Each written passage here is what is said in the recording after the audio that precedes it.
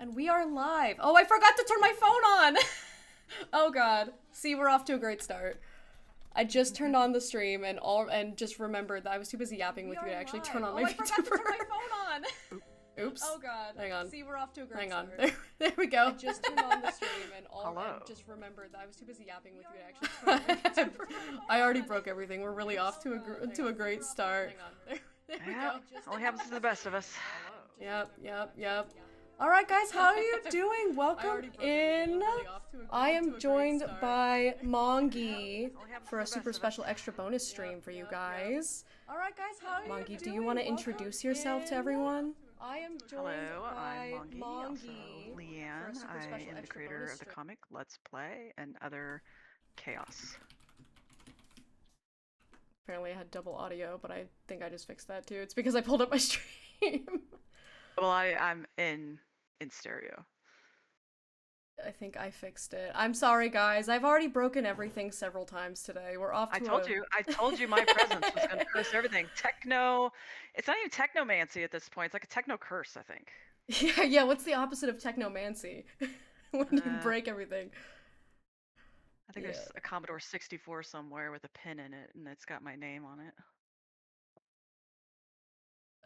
I definitely thought I was cursed by a wizard this morning, so it might have just been you. No, it's probably me, sorry. But welcome in, everybody. I'm so glad that you're all joining me today. So, a little backstory. Mongie and I met a couple weeks ago at a convention, and some people had approached my booth, and they were like, hey, you guys should go talk to Mongie. She makes a really, really cool webcomic that's really popular, and I'm sure she would love to talk to you guys about it. And so Gihon and I, we closed our booth like 30 minutes early, and snuck away on Sunday, and then we went and yapped for way longer than we were supposed to. And I asked Mongie if she'd be willing to come sit down with me to hang out a little bit and talk about her journey as a webcomic creator, because for people who might be new to me, which I think is probably none of you, but if you're new to me, why did my Spotify stop playing? Why is nothing working? Told ya. This isn't even my final form. Dude. Oh my god. I'm all over the. It's stupid Discord. Discord was like, "Oh, you're talking, so we're gonna turn it off," even though I do this all the time, and there's never a problem with it. But yeah, so my husband and I have a webtoon called Crown of the Alchemist. We just recently launched on Tapas, like a week ago. And we've been on Webtoon a little bit. We're still trying to kind of find our footing and find our placement. And so we were very interested to learn from a much more successful, larger creator who's been doing this way longer than we have, to learn about the ins and outs of what she did to get to where she is today. And so here we are. And absolutely. Rosefeather21, she was also at that con. Oh, awesome. Yeah, so she might have also seen you. She said that she's met you before. I was talking to her earlier on Discord. Oh my god, I'm gonna crash out with my Spotify right now. Hey, if you're gonna crash out, do it big. Go big or go home. Just end the stream. That's right. But yeah, so Mongie, if you want to give us talk a little bit about yourself there, but the origins of Let's Play, like how did it get started? How did it come about? Where was the birth of the first vision that you had? So it's like the panic question you're asking me so I can distract everybody while you try to do text. Yeah. You yap for a bit, and I'm gonna try to see if I can figure out what's going on. Sure. Okay, so if you guys are familiar, my comic is called Let's Play, and it was on Webtoon. Actually, it was on Tapas originally, and Webtoon, and Tumblr, and a bit on DeviantArt. Oh man, DeviantArt. I know, I was there when the old words were written. And which I have not logged in there for probably about 8 years, I think. I don't even know what my password is anymore. But it was I went through it was called Discover at the time. It's Canvas now on Webtoon, and posting it everywhere. And then within the same week, Tapas and Webtoon both contacted me to be featured, and I decided to go with Webtoon at the time. And it took off. It became really, really successful. People felt like it really spoke to them, and I think it kind of brought a lot of things to the table that was kind of filled a void for some people. And then yeah, just got more and more readers, and then it got approached for a anime, which was 7 years in the making, and it is now live on Crunchyroll, and I think we're at episode 9, I think, out of 12 that's being posted now. So it's in Japanese originally, and English, and I think German, French, Spanish, and a multitude of other ones. But it's the English is like 2 weeks after Japanese, I think. So because they have to, they're literally getting the episodes week by week. So it's like everybody's down to the wire in this day and age all the time. So yeah, that's you can read it at Tapas now is where its new home is, and that's where its new home for the next season will be, and be updating that in the spring. So yeah, very exciting. I know that's literally every creator's dream ever. I think it's like I think you're living Yeah. everyone's dream life. I mean, it's funny because I think I felt like there was going to be like this impetus of like, oh, I'm there, and like everything's different in the sense of the industry would be completely different. And if I'm honest, it's not. Like I don't know. I think my parents made sure I grew up very humble, so it's not at all gotten to my head. I would like to think. If anything, it's like very, very exciting. I'm very grateful, but I'm also extremely terrified at the same time. So, uh, so yeah. Oh, it looks like my voice was broken. Yeah, So I'm trying to hopefully, figure out because they were like, "Oh, audio issue," and I'm like, "What? Like you sound fine to me." And I didn't do anything, and now it's fixed. I didn't touch anything. again, it's me. Sorry. Um, but yeah, it's been like scary but thrilling and hopeful, and just kind of I'm trying to, I don't think I'm a control freak, and if I am, it's in a way to like protect myself. So I only try to worry about the things that I can control, but a lot of it is out of my hands, and I just have to like I don't know, pray to the old gods and the new, and just hope that everything goes well. So yeah. Yeah, so when you first like 7+ years ago at this point, hmm what like did the start of Let's Play for you, was that like did you come up with a character and then build a world around it, or did you have like this concept? Because I think Let's Play has a really strong elevator pitch of like a hmm concept. So did you start with that concept and build outwards, or did you, or I guess start with a concept and build inwards, and then or start with a character and build outwards? So I started with Let's Play. I started with the concept and built outwards. So I've told the story multiple times in interviews and stuff. So if people have heard the story, I apologize. But the premise of Let's Play, I got the idea. The story itself is about a young woman who's in her early 20s. She is a developer by day and an indie developer by night. She loves gaming. She makes her first game. She puts it online for people to play for free on a platform very similar to Steam called Indigeneer. And a Let's Player on ViewTube, which is what it's called in this world, comes across her game, plays the game incorrectly, and then um, puts a online review, like a recording of his video online, and just gives it the worst review possible. He like craps on the game. He was very critical. And his fans overnight basically ruin her online reputation. They storm her page, they review bomb it, hurt her score, it gets flagged for suspicious activity, locks her out of the system. And by the ending of the first chapter, we find out he's moving into the apartment next door to her. So the reason how I came up with that story, I was actually at the time working on a fantasy story, a drama fantasy that I was writing. I would say probably 112 pages of a script for that fantasy that I haven't even looked at for 8 years. And I was like, I had read recently that it's really hard to get into the industry as a fantasy comic at the time. May not be the case anymore. But so I was like, at the same time also really enjoying a lot of romance stories that I was reading, which I have for years. And so I was like, well, maybe I can come up with a romance story and try to break out with a romance and just learn the industry. Learn because I never made a comic before. I made Right. dojins, I made fan comics, but I had never done my own title. So I had a lot to learn.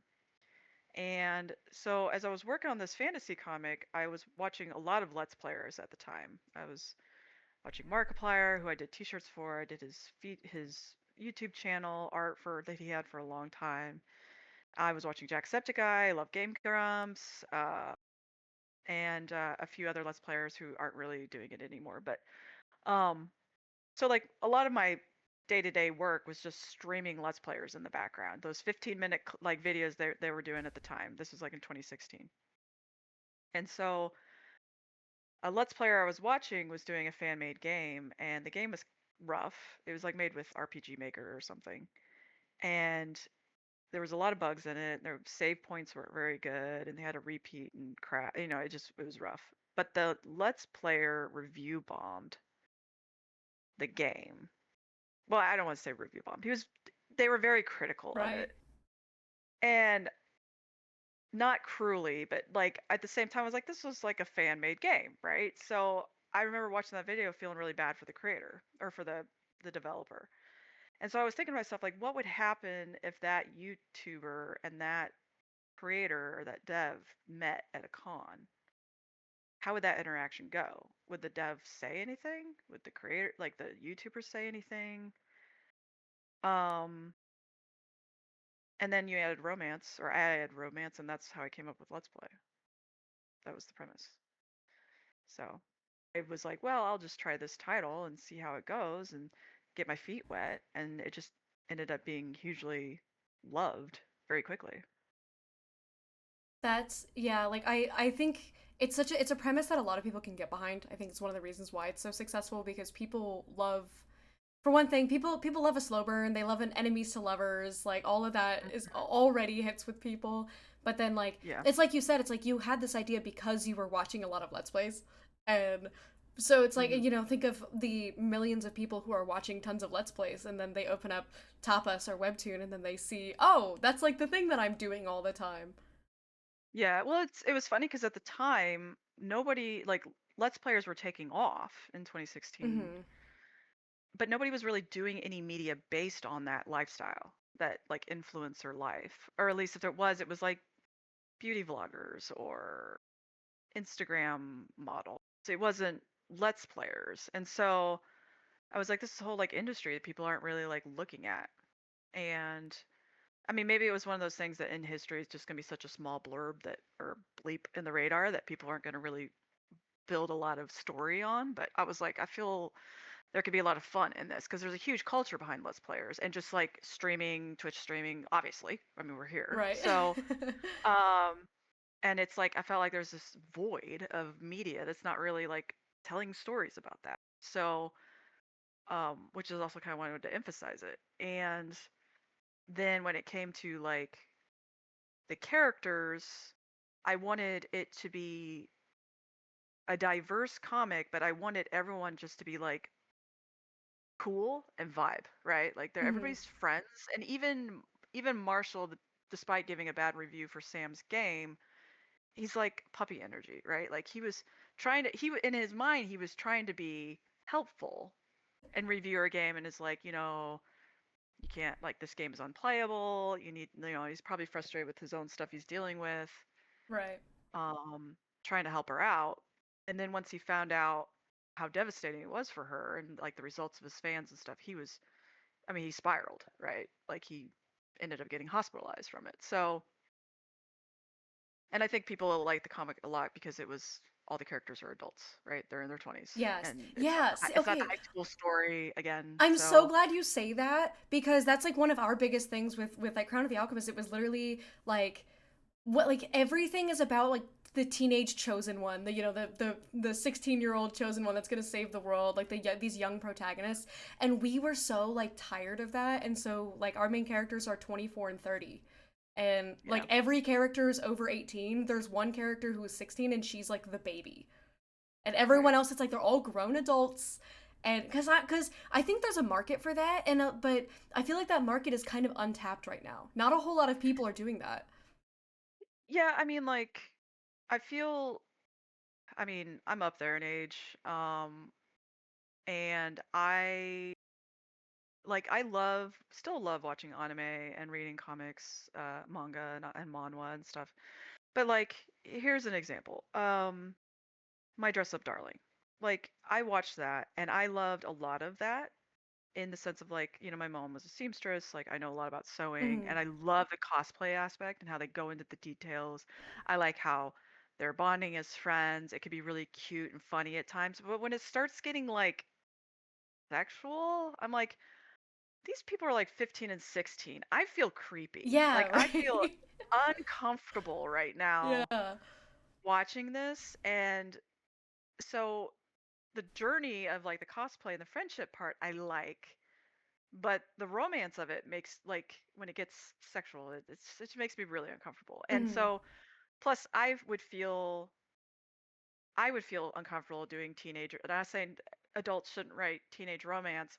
I don't feel comfortable doing it. right. And even if it's just non-sexual, like of course I could write romance without, a sexual attribute, but I I don't find that as fun to write for kids as I would find it as fun to write for other adults who we can share the same struggles and understand life in the same way and kind of Mm, go through things together. So that's my boundary in that regard. right. God, yeah, no, I feel you there. So I want to shift us to a little bit towards the creative process of everything. So for you, because I know I talked a little bit with you earlier about your process, like with your team and everything. But Mhm. as far as your personal workflow goes, do you tend to follow like a more intuitive, like do what I feel like I need type of workflow, or are you more like adhering to strict schedules? And do you encourage the other people on your team to do the same? So I usually work with a strict schedule for myself because I have to do a deliverable by a time. I have a drop date. So when I was working on Let's Play, it went live on Monday night. And so I would work, normally I would take Tuesday and Wednesday off. And Wednesday, like Tuesday, I wouldn't do anything. I wouldn't draw anything usually. I would be like answering emails. If I had interviews scheduled, I'd be handling them on that day. And then Wednesday, I would start drawing like promo stuff or anything else that was needed. And then by Thursday, I was working on the episode. And I would work all the way up until, like an hour or so before release on Monday. So that might result in like an over like an all-nighter or something. That's So crazy. Yeah. yeah, so it was work usually was not less than like 68 hours a week on an episode. Jeez. And that's not including the stuff I was doing for promo. Right. So like I didn't even have time for like sketching fun stuff or working on other projects. I barely had time to sleep at that point. And so the most I ever spent a week working on an episode was 110 hours. So that leaves you very little time to sleep, shower, and eat, Yeah. God. let alone enjoy life. So I try to keep at least that schedule for that time. Now, I don't know for sure when the release of the new season's going to be. That has to be something I discuss with Tapas. So my schedule will probably change. But ideally, I would like not to work through the weekend because like I have board game groups that we play on Saturdays and I don't want to have to miss that because I Yeah. have to work. It's nice to have a little bit of a social life. Yeah, exactly. So, and then I've hired an inker who helps me a lot because inking I think is probably the rough sketching the roughs and the inking is probably is what takes the longest for me in my process. And then I do the backgrounds as well. I use SketchUp for my backgrounds with a rendering software Hmm. called Inkscape. And which I love drawing backgrounds, but I simply do not have the time to do it. So the realistic nature is I need to use um, the aid of that. And then I have someone who, in for Let's Play of season 2 and 3, I had someone who did flats for colors, and then I had another person who did. They would do a black like 50% opacity shading on the art, and then I would use quick commands in Clip Studio that was saved for each characters and convert all those black layers to their color palettes with like a single Oh, click. that's smart. Yeah, that saved me tremendous amount of time once I figured out how to I do might that. pick your brain later off stream about how to do Sure, that because sure. that's really cool. It's like I was showed a actually I think it was a video of it where I did it with Charles once on my social media, and like it was showed the black layer on, and then I just hit the button and it's like boom, his palette's all in there. And everybody's That's like, she's a witch, cool. like how did she do that? So figuring out how to do that was a massive time saver. So um and I think like when I was working on Let's Play at first, I would do like one episode every 2 weeks because I was still learning the characters. I was still trying to get the process down and Hmm. the system down and get the vibe and the feel. And then it was probably about 3 months into being featured that I started to get the groove of the weekly updates. And because you can see in the art kind of drops off after like, I think the 10th episode, but that was because I was struggling, like I was featured at that point, and so I'm like trying to get up to the weekly schedule, cut a whole week out of my time and get it Right. done every week. And then like I bring in help and the art gets better, and then it continues to improve. So yeah. Yeah, that's like I can't even imagine you said that like you worked up until an hour before it dropped. That I think I would not be sane. I mean, it's you definitely get the adrenaline going. Yeah. And if I'm honest, like it was not unusual to pull an all-nighter Sunday night into Monday morning. Like my husband would go to bed at like 10 at night and then wake up at 7. I'm still at my desk working. Yeah. Do you feel And like your social life suffered a lot when you went oh God, like yes. transitioning from not working on the webcomic at all to then like now you're doing it full time? It's like suddenly it's like your friends don't even know who you are anymore. You're not Yeah. talking to I mean, anyone. like, yeah, because I'm huge in the board gaming, and I run like D&D like games, tabletop games, and I went from, playing D&D every Saturday night and board games every Tuesday to like nothing at all. Yeah. I'd come down, everybody's laughing, having a good old time, and up in my office, like just grinding away. I remember being on my birthday, like my 40th birthday, I had to work through my birthday. Everybody's at the table, laughing, having Aw. a good time, and I'm up there, like, I don't know, pushing 60 some hours by that point. How did you Not able handle to. that? Like emotionally, how did you handle that kind of like that FOMO feeling of like, wow. I mean, I think it just kind of wears away at you. Like, I think that was like, I definitely had burnout. So, and you just try to enjoy the time that you could spend with them. So, like, I'd go downstairs for a break or whatever. I have this like hand massager that kind of makes me look like Mega Man's gun when I'm like walking Nice. around. That's So I sick. So like I had to give my hand a break. So I'd put that Hmm. on there. I'd go downstairs, make a cup of coffee or tea or whatever, sit around the table and 10, 15 minutes and shoot the bull with them. And like I really cherished that time. But like I didn't get to play the game, and they'd be like talking now, they'd be like talking like, "Oh, you remember this what happened in this game that night?" And I'm like, "I no. I Nope, I wasn't wasn't there. I wasn't there." And so it's like weird to have these windows of time with these people I've been playing with for like 20 some odd years that I'm not a part of because I wasn't playing the game at the time. So it it definitely wears away at you, but you have to, I think, work on your self-care. Because like when I came back for season 3, my puppy that I had got really sick, and he's 3 now, and we still don't know what he got sick from. And I should have put up a whole new episode that week, but my puppy was my pets are like my children. He was in intensive care, and I was like basically crawled into the cage with him while that was going on. And it's like, I don't, could I have worked through that? I guess, but I had a hard line and boundary where I was like, I cannot work while my Yeah, essentially child is suffering. And so right. I posted on social media. I told Webtoon, I'm like, you're not getting an episode this week. This is my priority now. And I stayed with him and nursed him through it, and he got better. But it was like this isn't board game night. This is Yeah. the life of something that is basically family to me, and I don't care about putting out a comic this week. So Yeah. that was a hard line I didn't want to cross. Like I like more animals than I like most people. Yeah. So Yeah. I'm definitely going to be there for my fur baby. How did the platforms handle that when you were just like hard limit, like, hey, I'm not putting out a chapter this week, I have something more important that I need to take care of? Like, were you like penalized in any way for that, or were they generally like more understanding? Well, like I can't really talk about it, but Mm, like they definitely pushed back on it. And but at the same time, like I don't have a gun to my head. Like right. it's there repercussions? Sure, but they're not gonna like um harm me or Yeah, something. yeah. They're gonna show up at So, your house. but yeah, it's like, well, we, if they wanted an episode so bad, it's like, well, tough titties, you're not getting one. Yeah, Like, make it yourself then. right. So, like, you could argue, like, contractually, I had, like, if you have family emergencies and stuff like that, Mm, it's excused. But to them, like, to another person, it could be like, well, it's just a dog. Well, it's like, this is family. So, you know, yeah. you're not getting an episode.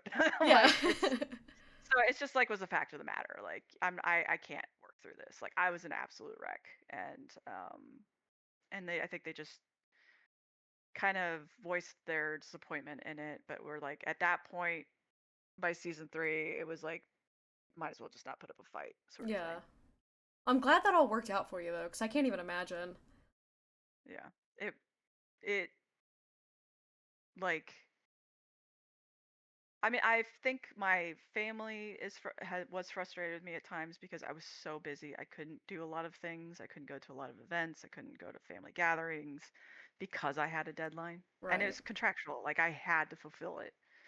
And they understand that. But I mean, they're still disappointed and it's which is completely valid. So, in the hiatus that I've been on since the end of season 3, I have tried to like make up for that and Yeah. spend more time with family and friends and work on self-care like tremendously more, and so that when I return to the season 4, I don't return to it with like a lot of resentment and fear or frustration or exhaustion and stuff like that, which it may still happen, I don't know, but hopefully I go into it you know happier and healthier and with more gusto and Right. just everything.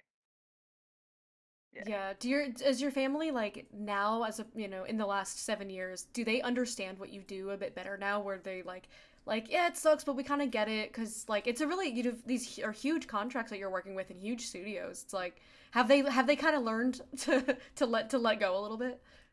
But yeah, I think so. Like I think um they totally understand the obligation that I have.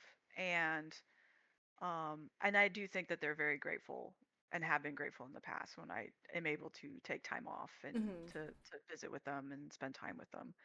And I think some family members don't fully understand what I do and like how much work it is, but they care that I am doing well and that I am successful and happy. Like Yeah. if I said I am unhappy, then they would be sad for me and ask what they could do to make things better. So, but I don't think that it's an industry a lot of people, unless you're consuming it or actively working in it, can really fully understand. Right. All right, I want to shift us forward a little bit because we've got a lot to get through.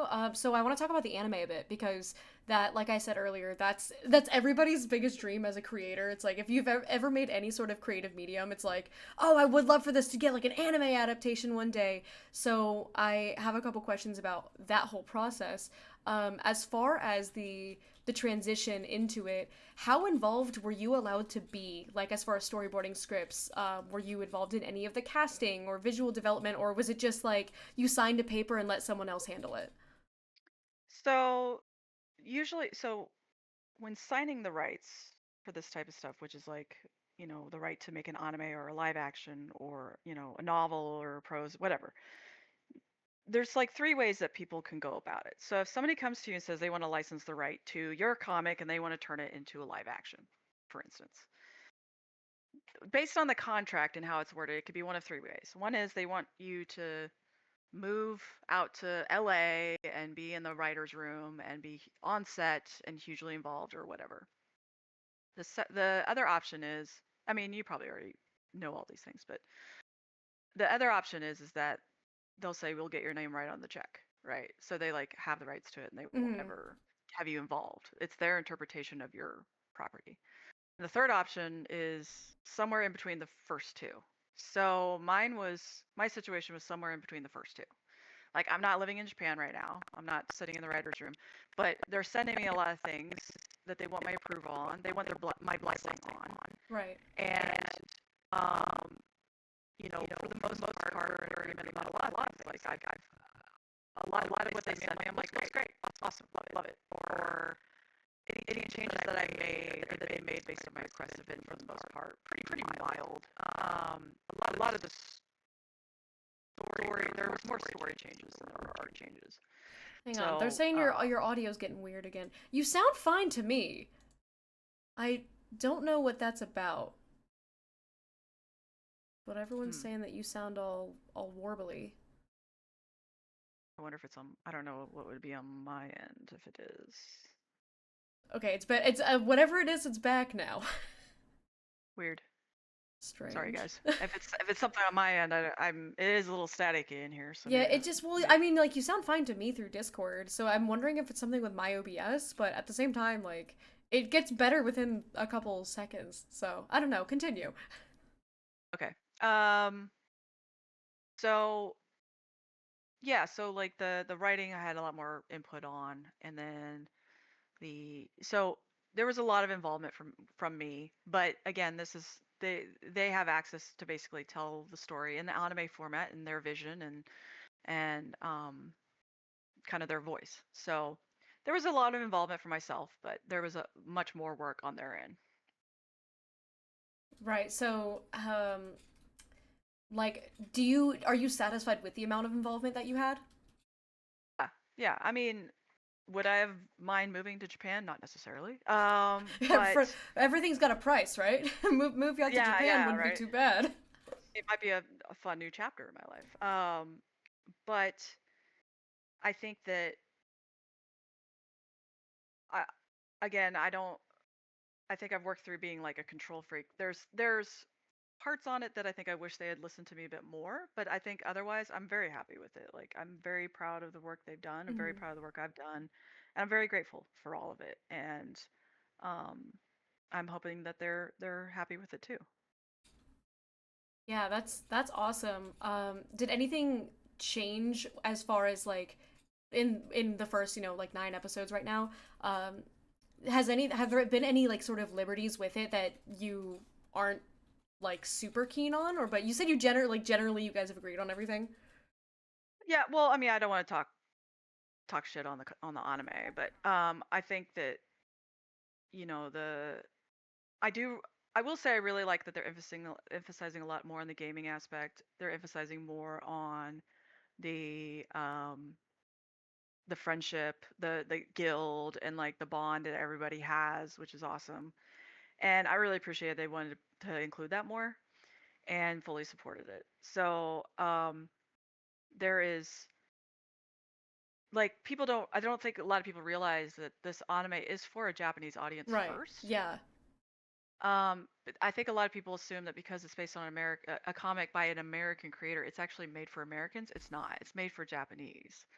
And so story elements were modified a bit so it would appeal more to a Japanese audience. And so one of the things they wanted more of a rivalry between Charles and Marshall, because that's to them a story element they think would appeal to a Japanese audience.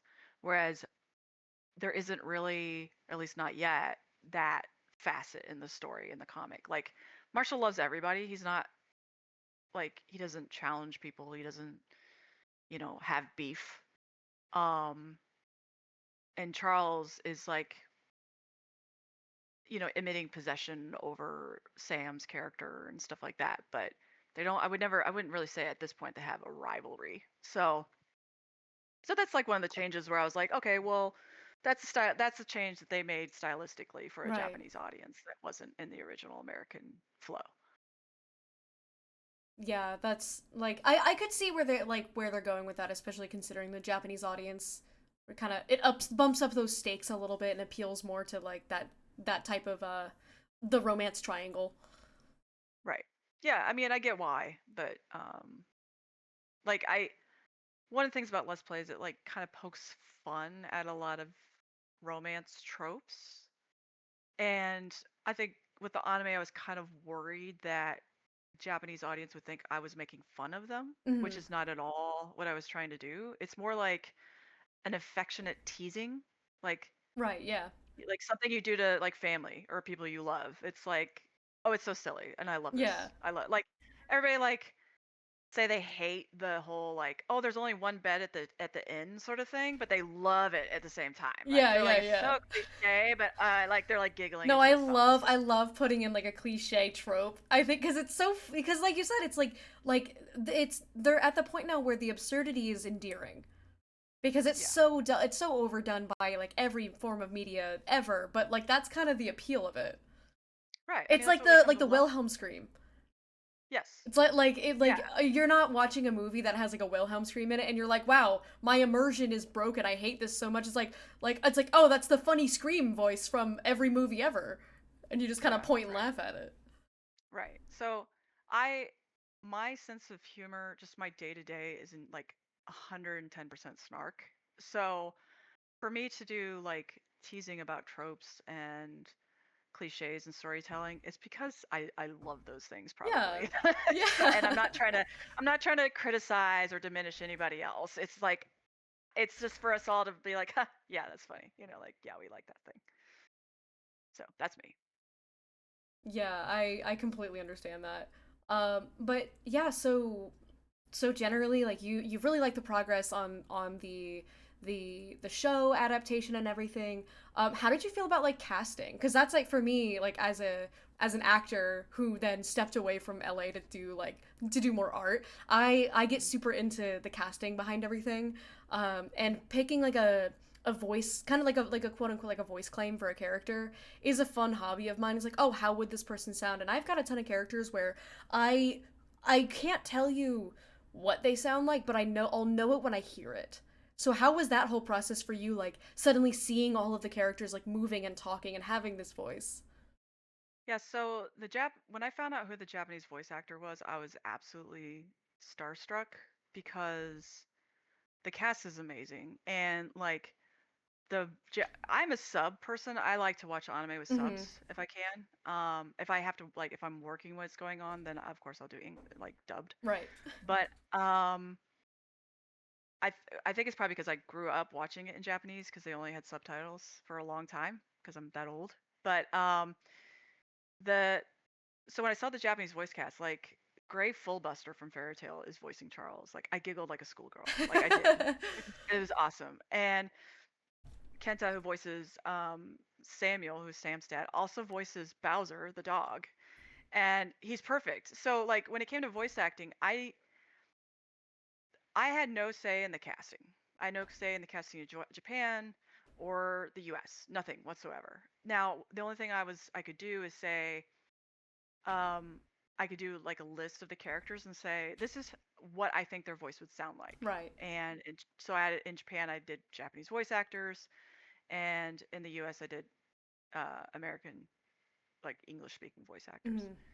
Not all American, but so I was like, I don't expect these people to be casted, but this is what their tone was. So when it came to Marshall's voice acting in Japan, that was one that everybody else was perfect.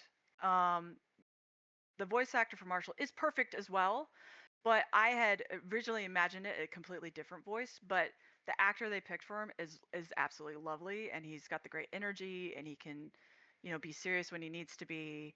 The only difference is that in the comic, I picture Marshall's voice as being the deepest of most of the guys, but in the anime, he's like higher pitched, and that's the only difference. Mm-hmm. So, and then with the American voice acting or the English voice acting, I had no requests or anything, any involvement with that. And the only thing I said was, if you're going to cast whatever you cast, please go for more, please option for more diversity than less. I know that there's a lot of diversity in the comic and it might be hard to get a one for one and everything like that. But if you can try to match it as close as possible or go on the err on the side of more diversity, I would personally appreciate that. Right. And I think that they observed that as best as they could based off of availability and contract and fit and everything. So yeah. Yeah. So I did that would be kind of crazy, like with Marshall's voice being higher than you would expect. I feel like that would be kind of like jarring. I mean, but the funny thing is like now it's fine. So like I watch it Yeah. now and I'm like, okay, it works. You Like kind of it got used doesn't. to it, and like Yeah, because I he's a good mean, actor. At the end of the day, that's what matters. As long as they're a good actor, they're good at what they do. Then like you can embody the character in that own way. yeah, I mean he's doing great with Marshall, and I think that I mean, what as I'm working on the comic, I think I still would hear his lines as deeper, but um deeper in English, but probably how it is in Japanese if I was to think, with a higher voice in Japanese, which is actually kind of funny. Yeah. So yeah, I think I'm grateful for everybody's hard work, and I think everybody's doing a really great job. Yeah. So that kind of like actually pushes me into my next question a bit, on whether or not there were any situations in which you had to advocate strongly for any like scene or character to be kept in a certain way, that was perhaps some sort of change, like you mentioned with the trying to push that rivalry more, or like with Marshall's casting. Like, was there anything that you did try to like kind of stand up for, or was it generally you were just fine with more being hands off? So one of the things I stood up more for was they originally were not going to include the emoticons in the comic. So the emoticons are like personification of different emotional states or struggles. So like confrontation, anxiety, depression, anger, all of these things are prevalent in the comic. And the reason why I include those is because I don't feel like a lot of the struggles are me. I feel like there's something that I am dealing with. So that's kind of why I draw them visually and separate. Um, but they weren't going to put that in the anime. And while we were going through the script, I was like, man, I really feel like it's lacking these emoticons as part of the storytelling and the humor and kind of the nuance of it. And it wasn't until I think a week before they were going to finalize the first episode that they're like, all right, we'll just put them in. And it was like a last minute thing. But I think it's because like they didn't think it was going to translate well to a Japanese audience. Right. And I think like if you think about it, when characters in Japanese media, at least the ones I've consumed, when they're dealing with like something that is like a manifestation of a struggle, it's usually themselves as a darker form. So like Dark Link or Right. Dark Ichigo or Dark whatever. So it's like it's a manifestation of them but modified in some different way, not a androgynous, meeple humanoid entity. So I think there was like a little bit of like theatrical storytelling that they worried wouldn't translate well, but in the end they're like, okay, well we'll just include them. So that was probably what I advocated the most in terms of like character representation in the story. I did make it very clear. I'm like, on the character designs, do not skinny characters down. Like, do not do that.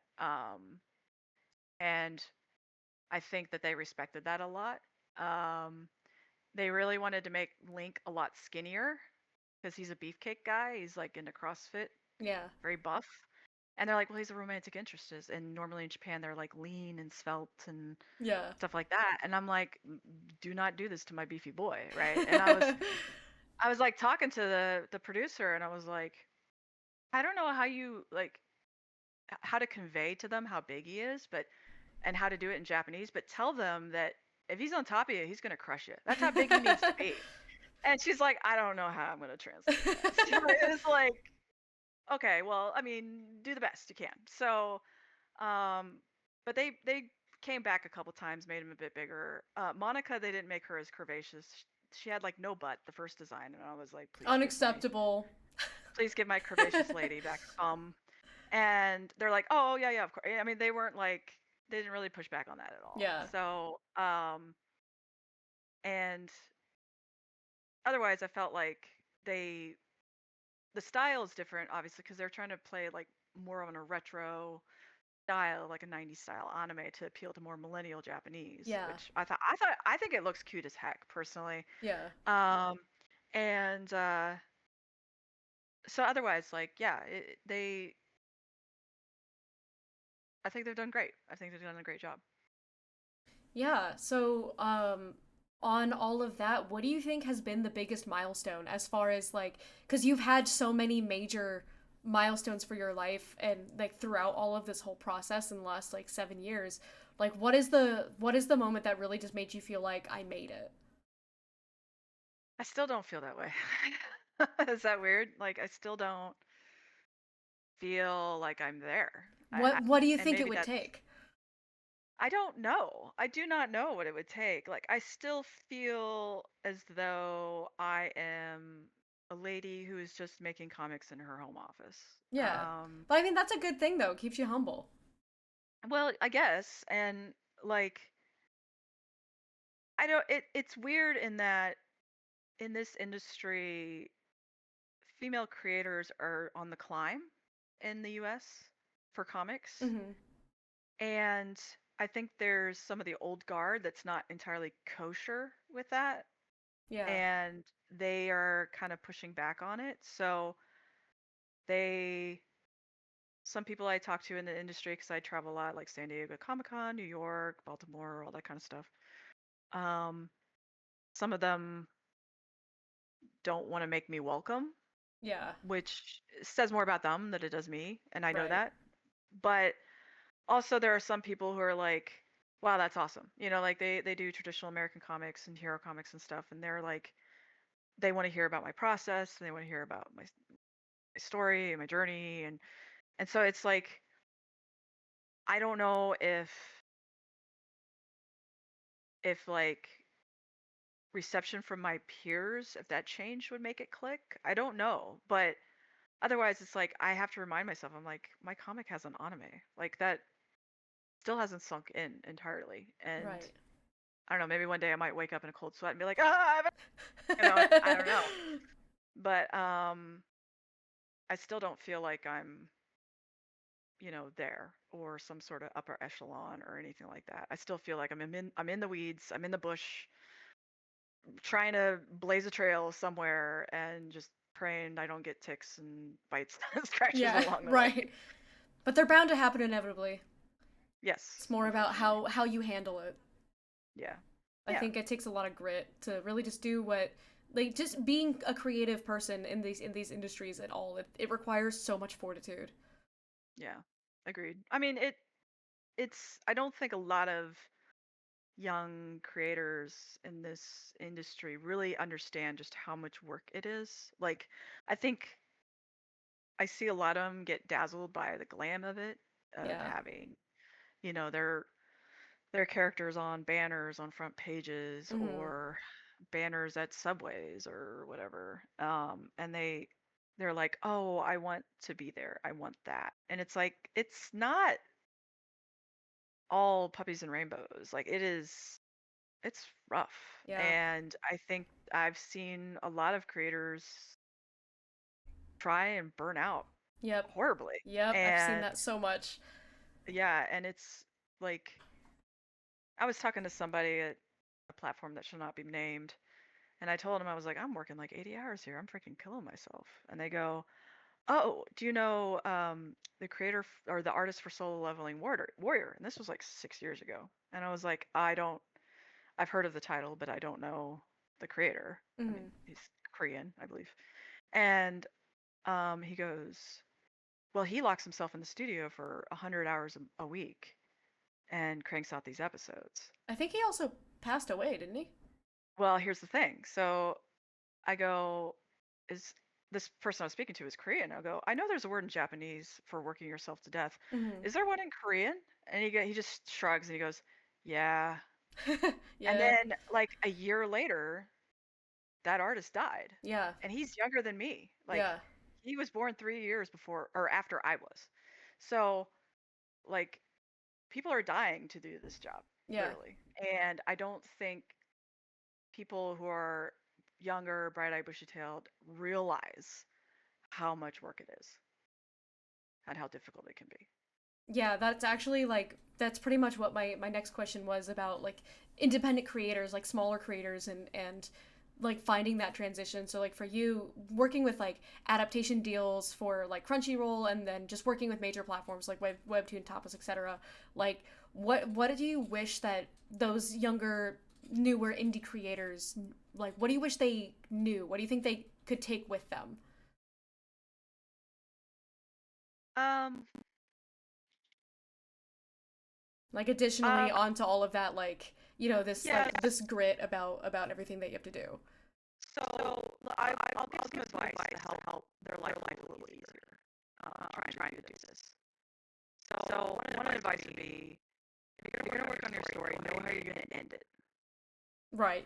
I am astounded at the number of webtoon creators on Canvas and featured who don't know how to end their comic. Yeah. It shocks me. Yeah, that is And something that they're I've seen a lot where people will just start writing, or like they'll just start uh-huh. drawing and then they don't have, like, they're like, "Oh, the story will come to me." I can't even imagine. Like I had a 40-page document like plotting out the entirety of Crown of the Alchemist before we even started drawing anything. Cuz like Right. what, like I how don't well, why would you not do that? well, I plan long term. I'm a long term person. Mhm. And so I don't even do character concepts until I know the full story. Right. And but that's me. So I knew how I was going to end Let's Play immediately before I, started working on the project. And so if you know that going into it, that will be just such a relief off your life. Um, because the stress I see other creators dealing with is just simply not worth it. And it's just also like the pressure of trying to solve that problem as you're working along the comic just makes it worse. And then you get like executive dysfunction and then you shut down and it's bad.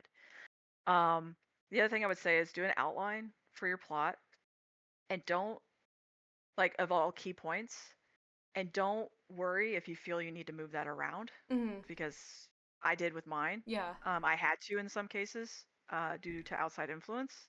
But um, just have like key points that you absolutely want to keep in the story no matter what, and then put it where you think it fits and where you can. Other advice would be get a lawyer. Yeah. Yeah, Like, you and I talked about absolutely that. get a lawyer. Yeah, so don't sign any contract unless you've had a lawyer look it over. And there are most, I don't think a lot of people realize a lot of attorneys, especially in the entertainment industry and comics, will give you a free consultation for your first Mhm. thing. And like in my instance, my attorney works for a percentage of any contract he negotiates. Right. So I don't actually write him a check. I don't pay him a retainer. And so he's on call, everything. And when we're all paid out, he gets his percentage and I get mine. So it's and he's a bulldog in my corner. Like he will get up and fight for me Right. if Yeah. I need him Yeah, because to. you've been working with him pretty much the whole time, right? So it's been like 7 years. I've been working with him for gosh, 4 years now, I think. Because I didn't bring him on until after like the anime contract was signed. Gotcha. So Because what it were was you doing before? Did you have a different lawyer look at it, or? my manager was actually looking at it. He writes a lot of these contracts. Gotcha. He actually wrote the original contract at Webtoon because he was head of content there before the things happened Yeah. internally. Yeah. But so he knew what I was signing. And then when it came to like I need a lawyer to step in and do lawyer things, I brought my attorney on and he's been basically my advocate since then. And he will consult with my manager and they'll go back and forth. Like if my manager has questions, my attorney can help button up anything in contracts after that. So and it works really well. They're like friends now and everything. Um, so get a lawyer, have them review, understand what you're signing. Also do research. If you don't know what's a good rate in a comic, then ask around. Mhm.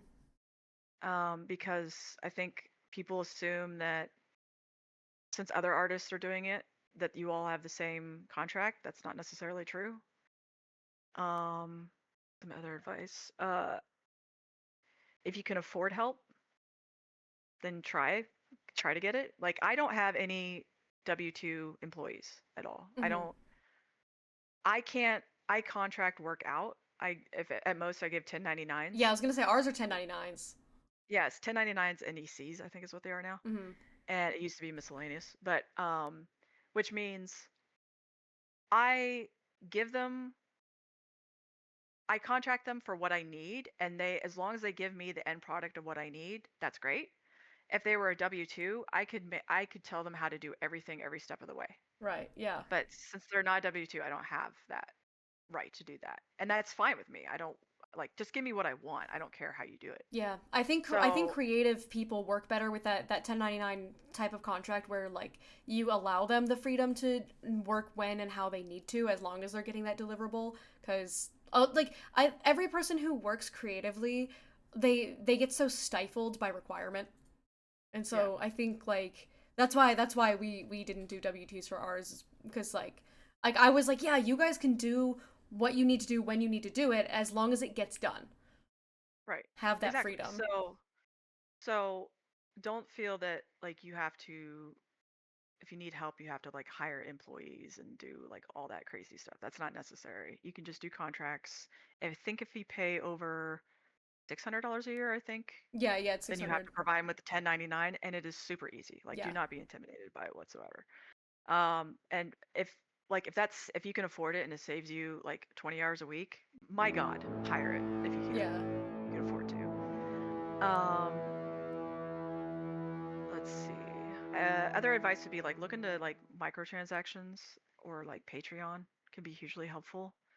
If you do like, um, you don't have to be featured on platforms now. You with now, where it wasn't so much 6 years ago, it was harder.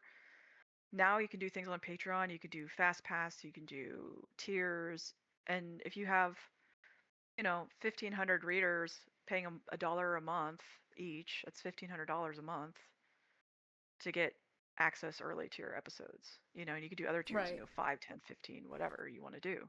Yeah, do Okay, you have this So, any one is like a good one. favorite This Patreon one is a like good one. perks that you like offering or that as Wait, potentially wait, as wait, a wait. Stop the viewer you would like cart. to receive? so Thank you. I on my Patreon, Oh what I my usually god. do is I have Oh a no. dollar Oh, wait, tier wait, wait. that's like any My flavor. depth perception. Okay, That it's fine, it's fine, cover it's fine. any updates, notices, Put news. what? And then I have a $5 tier, not safe for Huh? work, and $5 What? tier. What? What did you If I just say? do not safe for work content, it's basically, so if you pay $5, you can get I'm going TNA, to run. right? Yeah. But Okay, is I there will say like something here? 90% of people do. There's So, something there. and then also that $5 tier, any comics I do, any like major spoiler stuff goes under that $5. So like if the real tea is under $5. Um, so that's how I manage mine, and I would like to be more active on it, and I will probably pick that up a great deal more when Let's Play is going live, because I'll do Yeah. more previews and stuff like that. Like any comic previews are under $5, and so, or at the $5 rate. So, and I think a lot of people, when they're fans, they like, especially if they read free, they're like, well, I want to support you, so because I'm consuming your content for free, let me give you like $5 a month. Like, let me just, I can do that, and they, which is, I'm grateful for. And so I originally I didn't want to do $5, but people were requesting it a long Yeah. time ago, so I added it in and was like, why?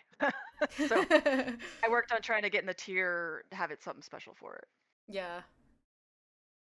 Yeah, that's I So think that's pretty similar to what we do. Um yeah.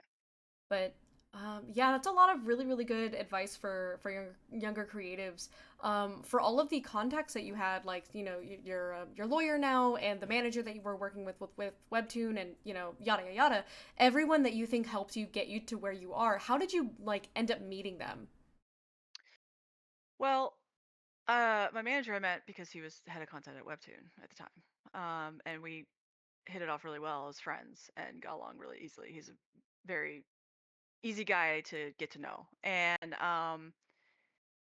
it was just one of like, it's a long story, but one of my sisters, she is a published and award-winning author. And when Let's Play was doing better and better, and I was talking to her about it, and she's like, I had mentioned there's like, oh, there's an anime deal and they're interested, and she's like, this is all great, but like, who's advocating for you? Right. And I was like, what do you mean? She's like, don't you have an agent or somebody? And I was like, well, I mean, I think, they probably want what's good for all of us and blah blah blah. And she's like, I think you might want to like consider getting Yeah. somebody. And so that's where I, you know, met this person, and when they were available, I was like, would you be interested in, you know, being an advocate for me, sort of thing. And so that's how that relationship started, and professionally. So it was one of the best business decisions I've ever made in my life, easily, Yeah. Yeah, because he's been hugely helpful. you'd be surprised how many people really aren't on your side there. I know. Yeah, it boggles the mind. I don't get it either. Yeah, it's rough out there.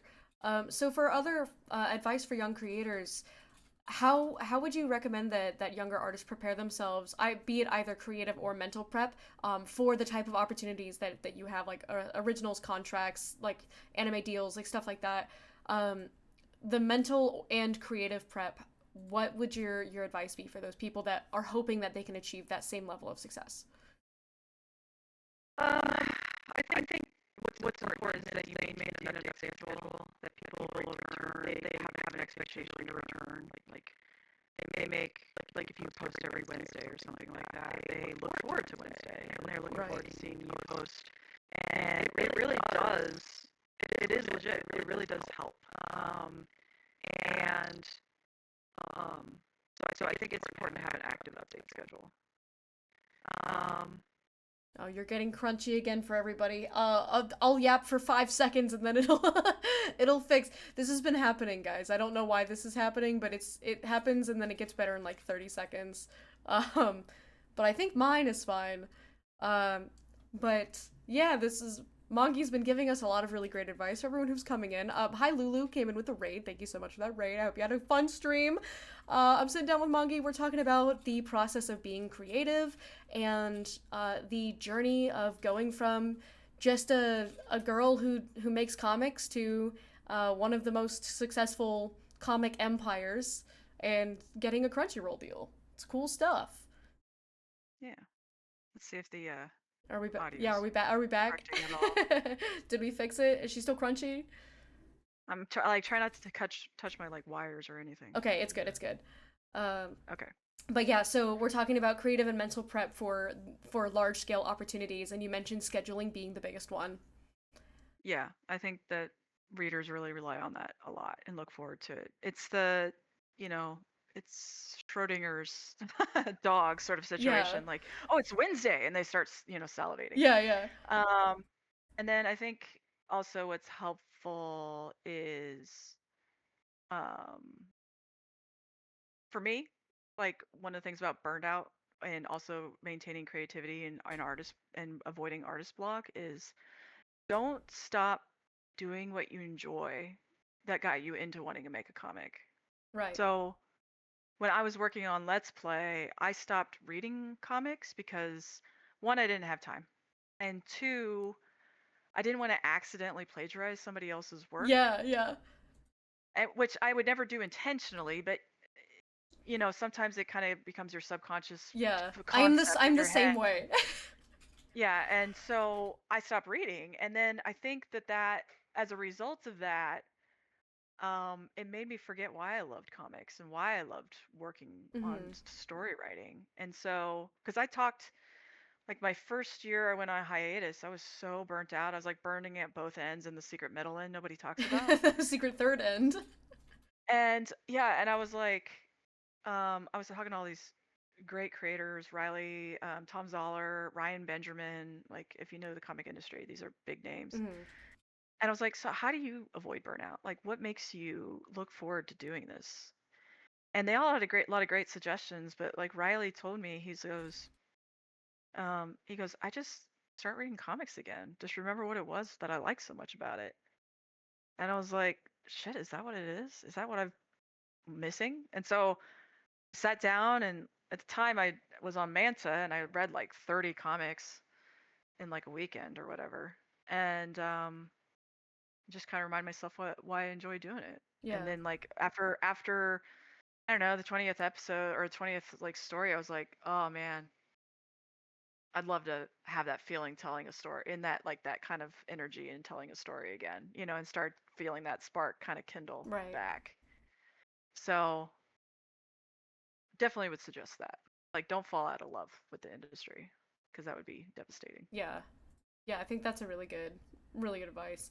I have one last question here that actually reminded me of something I thought of earlier when you were talking about how you started the reason why you started Let's Play was because there was a difficulty with breaking into the fantasy genre, so you were like, oh well, let me do this more like slice of life, like romance that's got like a fantasy element into it, like with the game.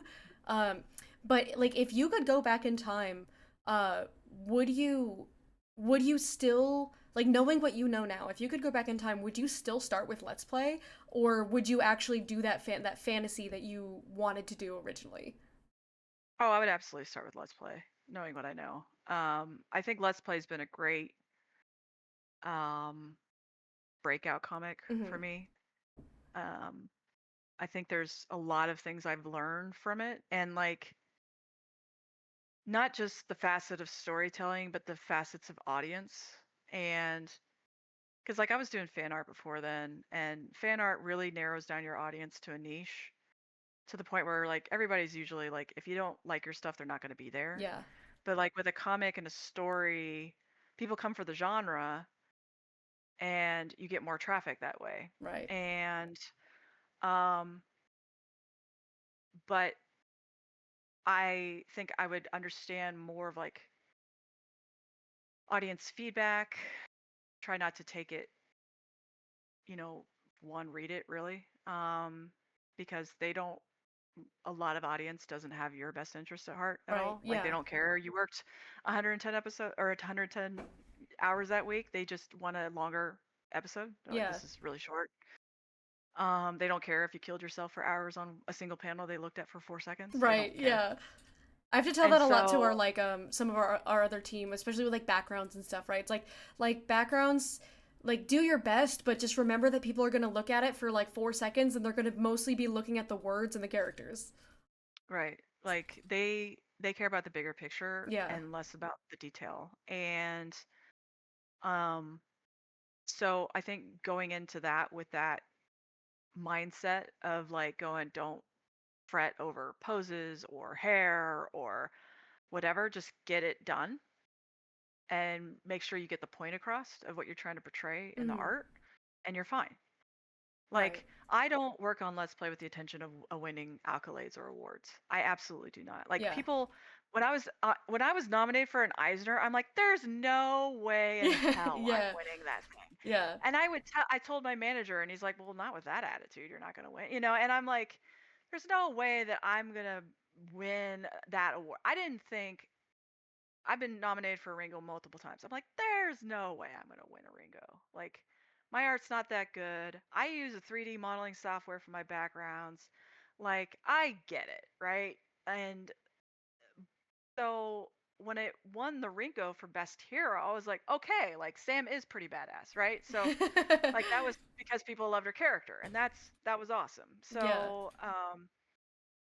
So my goal with art is like I want it to be obvious of what I'm trying to convey, make the story clear, and attempt to do it well written, and then like try to make it pretty Yeah. for the time as the time allows. And I think that my style has changed in the 3 years that I've been hiatus, hopefully in a good way. I'm more comfortable with proportions and stuff Yeah. and flow. I spoke to Ryan Benjamin, who is like the artist for Batman. Who's a great guy, and I asked him a lot, like, how do you get action? Like, how do you really like, picked his brain a lot, and he tried to give me some advice. And so hopefully, I mean, Let's Play's not high on action, but it is something I feel like my poses are very mannequin-esque, and I'm Yeah. trying to work on that.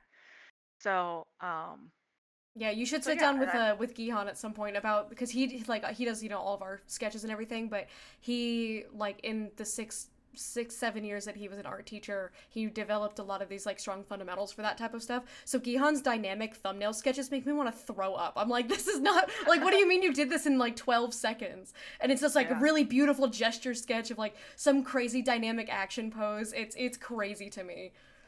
Yeah, well, that's the funny thing is because I'm self-taught. Like the last art class I took, I was 12. So I never had that fundamental training. I never took basic pose classes. I never took figure study classes ever. Anything I learned is from reading books and just practicing and watching YouTube videos or whatever from 12 years ago and stuff. So I look at my art and I'm like, yeah, that's the person who doesn't know figure study. Yeah, yeah. Because I can see it, but I'm also like reminding myself, like, okay, I'm also on a time crunch. I can't spend more than 25 minutes a panel. So, yeah, it's probably not going to look as aesthetically good as it could, or as humanly squishy as people can be. But I'm trying, Yeah. right? So I have to. I say a lot now, like it's not the best, but it's my best, and that I just have to accept it and move on. So, do you ever like go back and like look at your like older chapters and just like kind of want to shrivel up a little bit, where it's like you still it's like yeah, like I understand like I've grown a lot and that like you know this is all a part of the process, but at the same time I do kind of want to wither away.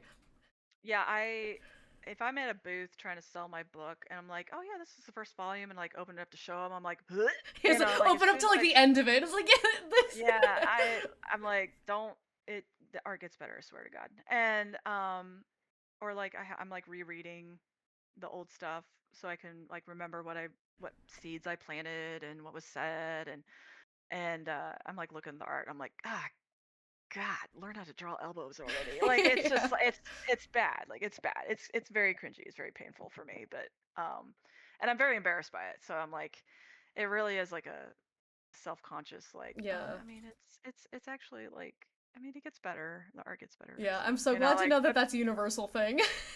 Oh yeah, everybody. I've never met somebody who's like I'm the best artist. I've always been the best. Yeah, because I mean, I'm sure it's a crazy ego, like to think that like, because if you're not growing, like if you're not looking back at your old art and cringing at it, then you're not growing, and then if you're not growing, then you're not improving, which means that you're not where you should be.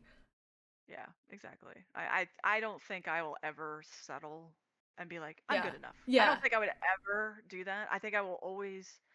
I mean, I know they say comparison is the thief of joy, but I don't think I compare myself to other artists anymore. I think I compare myself to my old art. Yeah, no, I do that. I think that's a healthier state of mind. Like I will save multiple images. Like I go on Pinterest every day, which is really getting harder with all the AI. Yep, yeah, God. But I go on there just like as a mood board, like just to get inspired and look at art and be like, oh, geez, it's so amazing. Like if you look at what I save, it's almost always sketches, just because the flow is so. Yeah, there's these I don't know if you've ever seen them on Twitch, but it's these like nameless, faceless like Korean streamers or Japanese streamers where like they don't have a like their username is just a bunch of letters. They don't show their face or talk. They have no microphone, but they're just doing art, and it's like the most godlike sketches you've ever seen, and they're completely anonymous. No, I haven't seen that. But those are they're crazy. Like Gihan will put those on when he works sometimes, and I'll look over at his screen and I'm like, that's crazy work. And it's some dude with like 20,000 viewers, and he's literally no face, no mic. His username's a bunch of letters, no branding sense, and I'm like, that's crazy. It's phenomenal. And I think like 10 years ago, when I was doing fan art, I'd be like comparing myself to them, like going, oh, that's so good. I'm never gonna like I'm so bad at that. I'm not gonna do this or whatever. But now I look at it and I'm like, oh, that's so cool and inspiring. They did that really, really well. And I don't compare it to myself at all. Yeah. And I think it's just now I find it inspiring and not like, what's the word? Degrading, I guess, to myself. So yeah, that is, I think, a reflection of my growth that I've had. Yeah, no, I think so for sure. Yeah, I definitely like I'm the same as you where I look back at my old art or like because you know we are way newer to the game than you are. Like we're working on chapter 20 right now. Like we're really not far at all. And I'm on chapter 20 and I go look back at, you know, chapters 1 through 10 and I'm like, wow, these are awful compared to what we're doing now. And that's not even like that's you know, a couple months of work maybe with like including the breaks that we've taken. And Yeah. like so I can't even imagine like 7 years ago, looking back at your art from 7 years ago. God, I can't imagine.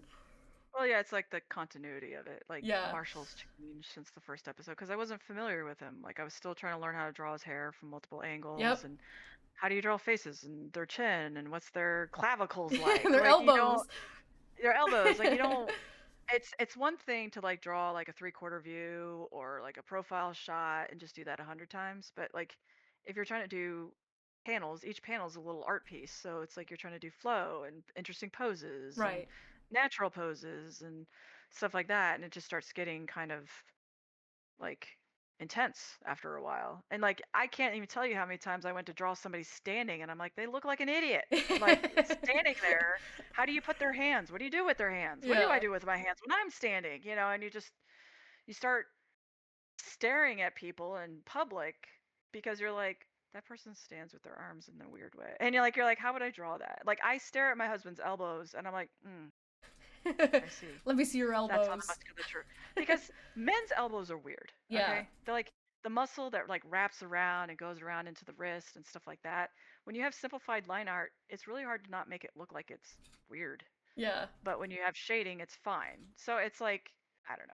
I'm getting on a soapbox about About figure elbows. drawing here, about elbows. But like yeah, you start thinking about these things, and when Yeah. you're on a time crunch, you start going, stop thinking about where to put their hands and just put them and crop it. I don't care. Like just whatever. Yeah. I have definitely cropped a few panels in my life because I've been like, I don't want to deal with this this, you know, insert body part here. I'm like, I'm just going to crop the panel just above it.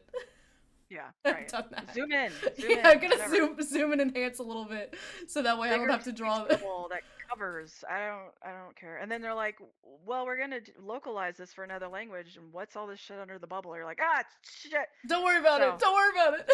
yeah, I made the mistake. There's a scene with Karma, who is the dream version of of Marshall, Link, and Charles, where he is basically standing there with a riding crop naked, but the panel crops him at his waist. Actually, well, yeah, actually it crops like at his thighs, and then there's a speech bubble that covers his junk. In the version that got put on the platform, Oh the panel has no. to be raised up over his waist. Okay, but when I sent it to be printed, and they had to localize it and they lifted the speech bubble, they saw I had a little smiley face written under the thing that says I caught you looking, which I had done for my colorist. Oh no. I didn't actually draw his junk, and I'm like, I forgot to take that out of there Oh when I sent it no. for all of these professional businesses that translate moving speech bubbles around, and they probably I guess it's better They than big probably got a kick old out of it. They probably thought that was funny. family jewels, I suppose. Yeah, I guess. So anyway. Oh man.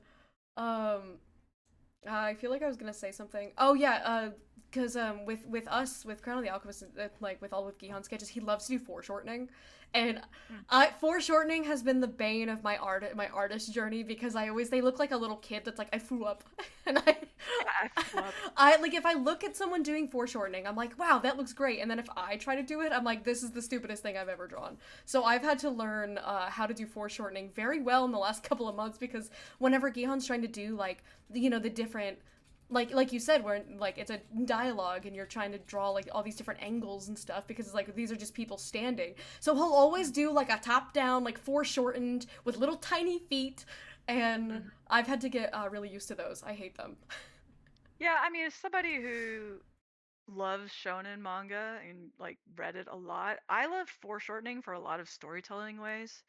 So I get it, but like also like action lines are amazing, no backgrounds. Uh-huh. So like, and you're like, you could just put a really massive fist up towards the front of the camera, Yeah. and then like you don't have to draw as much of the body and or all that complexity. But yeah, I get it. I mean, I foreshortening was definitely a moment of struggle for myself learning it as well, Yeah. because you're like, how do bodies work? How do Yeah, they work? suddenly I've never seen a human before.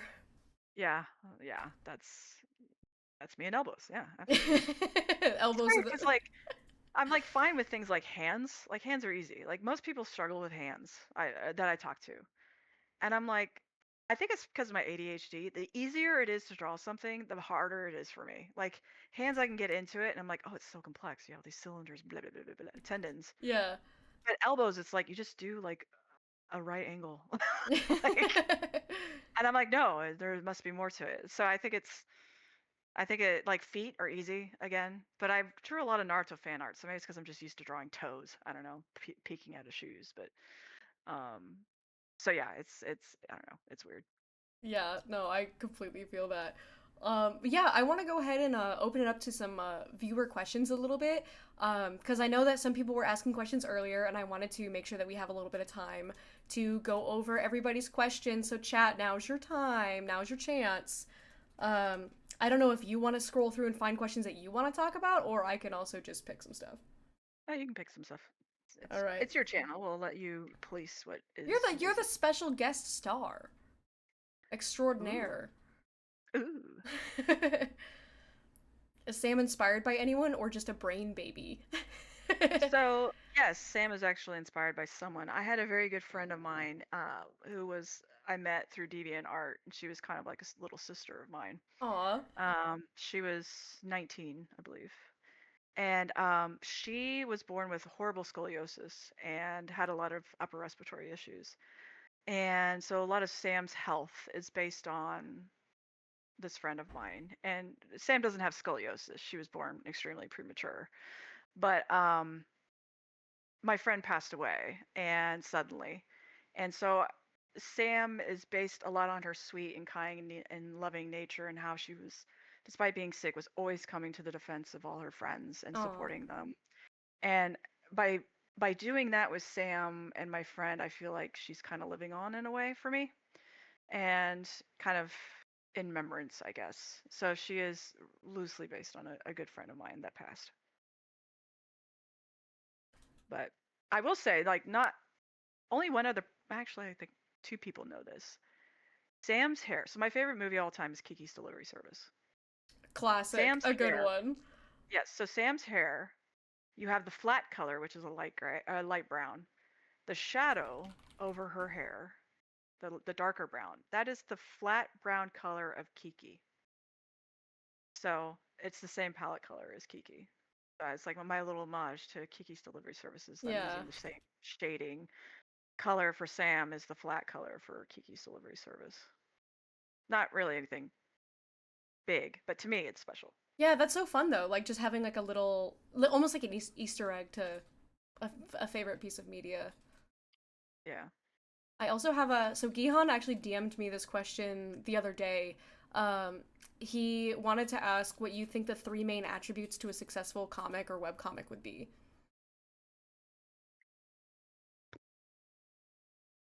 That kind of depends on the genre. So in a general sense, like I said, schedule updates is important. So consistency, deliverable consistency. Characters that people can relate to is absolutely essential. Even if it's not all of them, like people have to, for people to relate to the story and take an interest in it, they have to like have some connection to it in some way, shape, or form, or just have a genuine morbid curiosity if you like horror or something.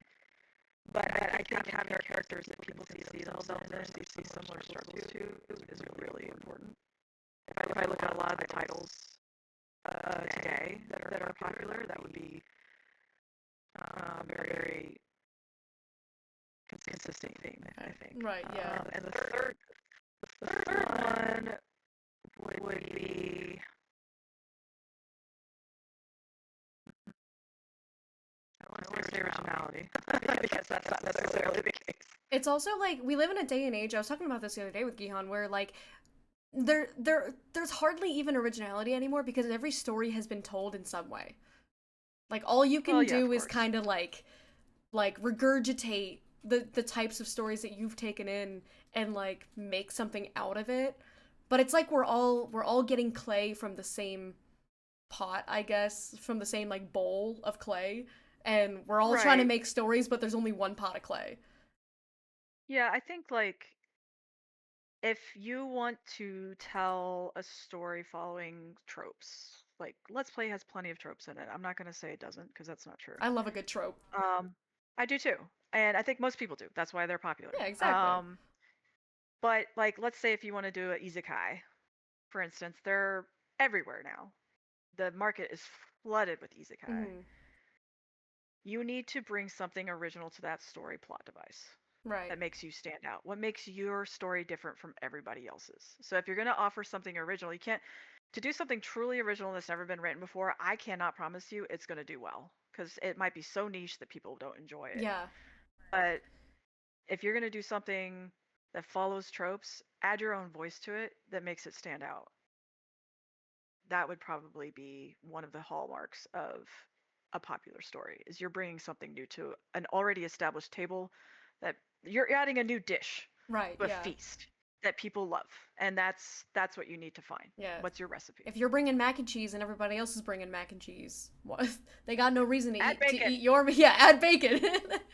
Right. Exactly. Oh, this is a good one from Gold. I know we were talking about it earlier. Do you have any tips for promoting your work or making promotional material for your comics? So, promotional material for your comics. Well, I would definitely say use social media. I hate social media with Me a burning too. God. passion. I post and run is how I handle social media. Yep.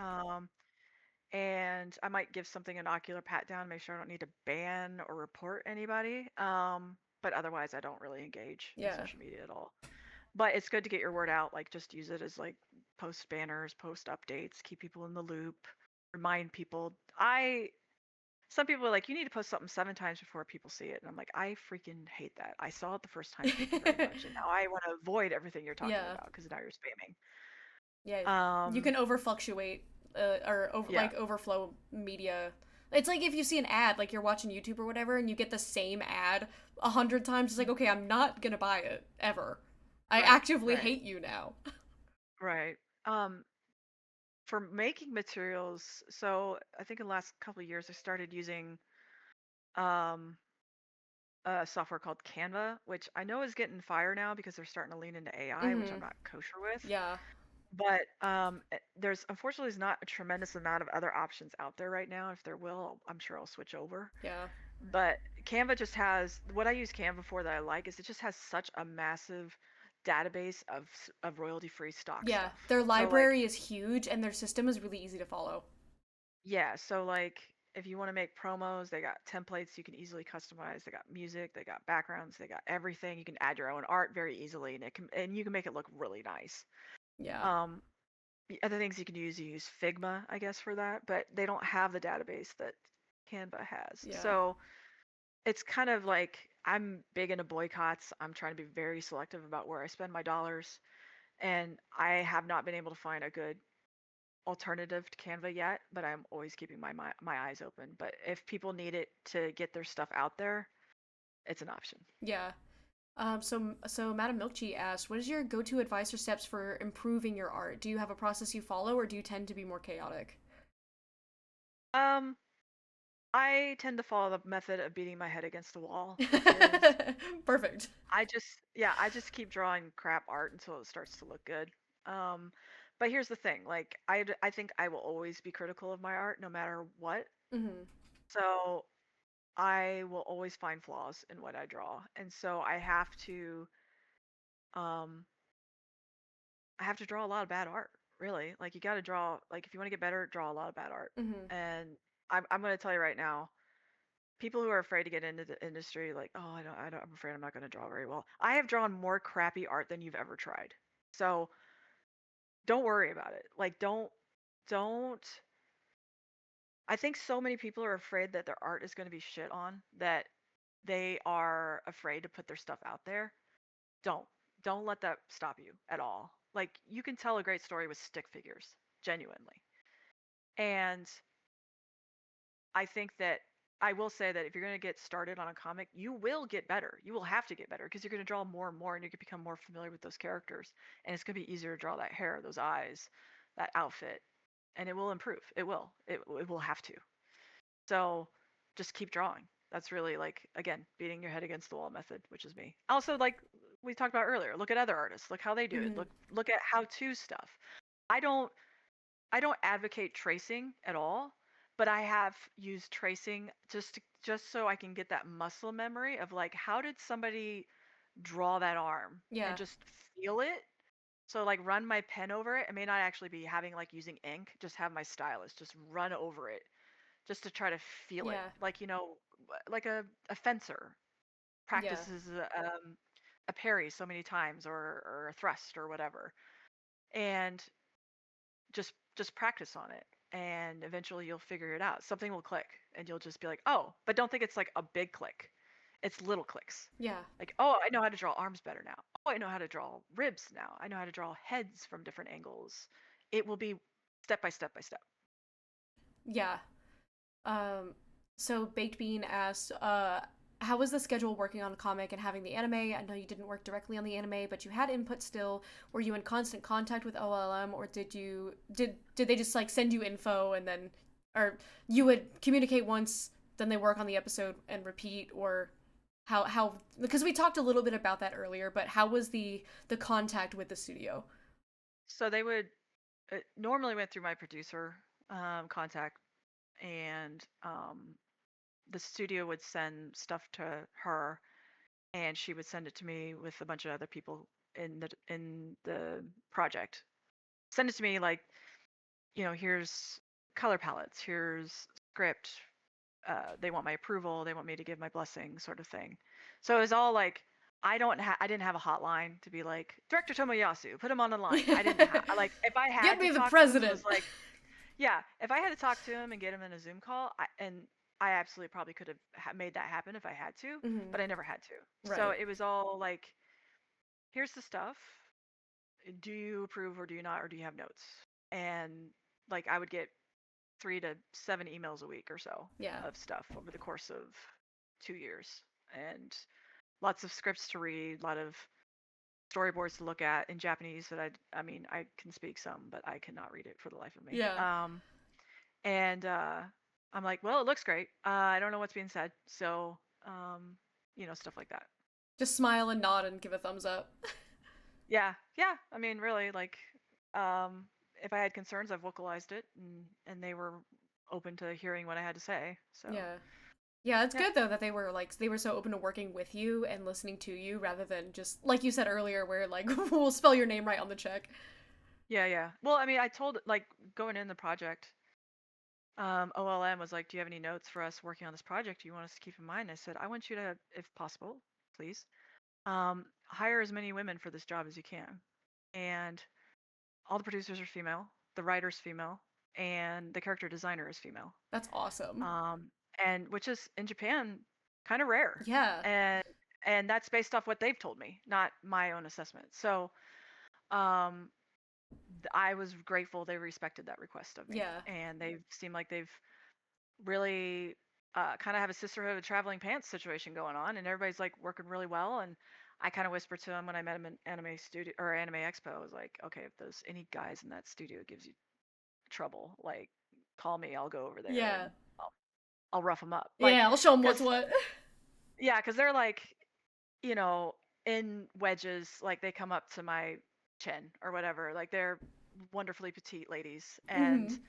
I am not. I am corn-fed Midwestern 5'8.5" lady, and I will crush some skulls with my thighs if I have to. And so it was great. Like we were all hugging by the end, which says a lot from Yeah.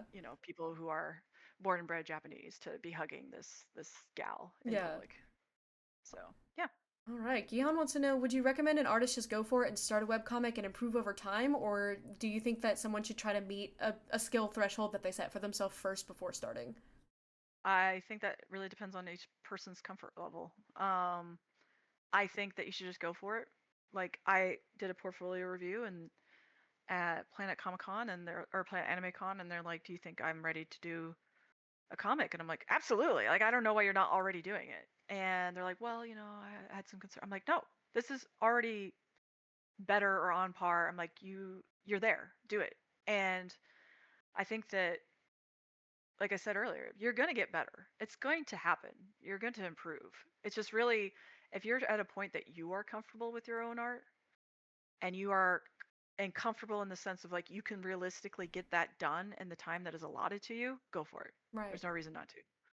Absolutely. But if it's like I really love my style, but it takes me 12 hours to do a panel, maybe work on it until you can do that in 30 minutes.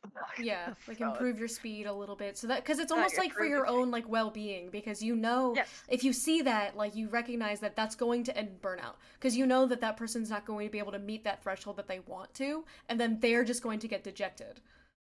Yeah. Yeah. I mean, it's you only have so many hours in a day. That's a fact. You can't. Mm-hmm. There's no little hourglass situation with Hermione here. So Yeah.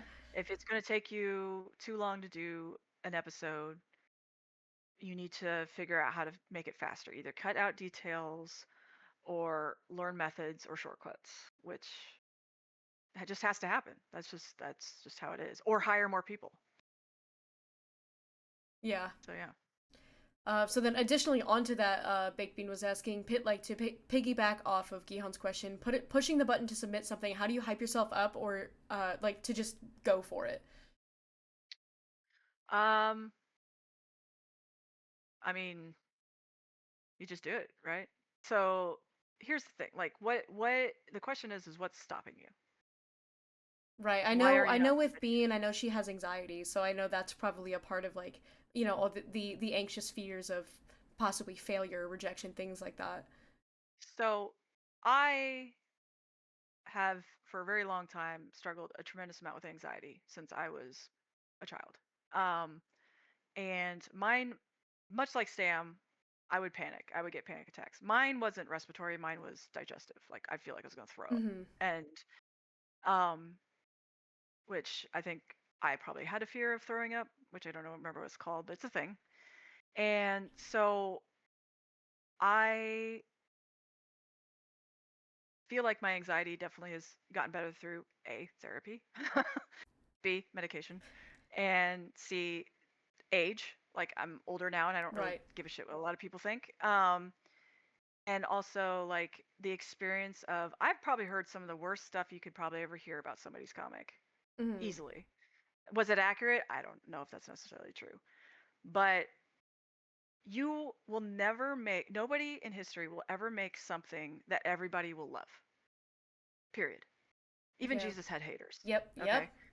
If you are afraid to post your comic because you're afraid you're going to get some negative feedback, it is impossible for the alternative. You will never please everyone. Yeah. Period.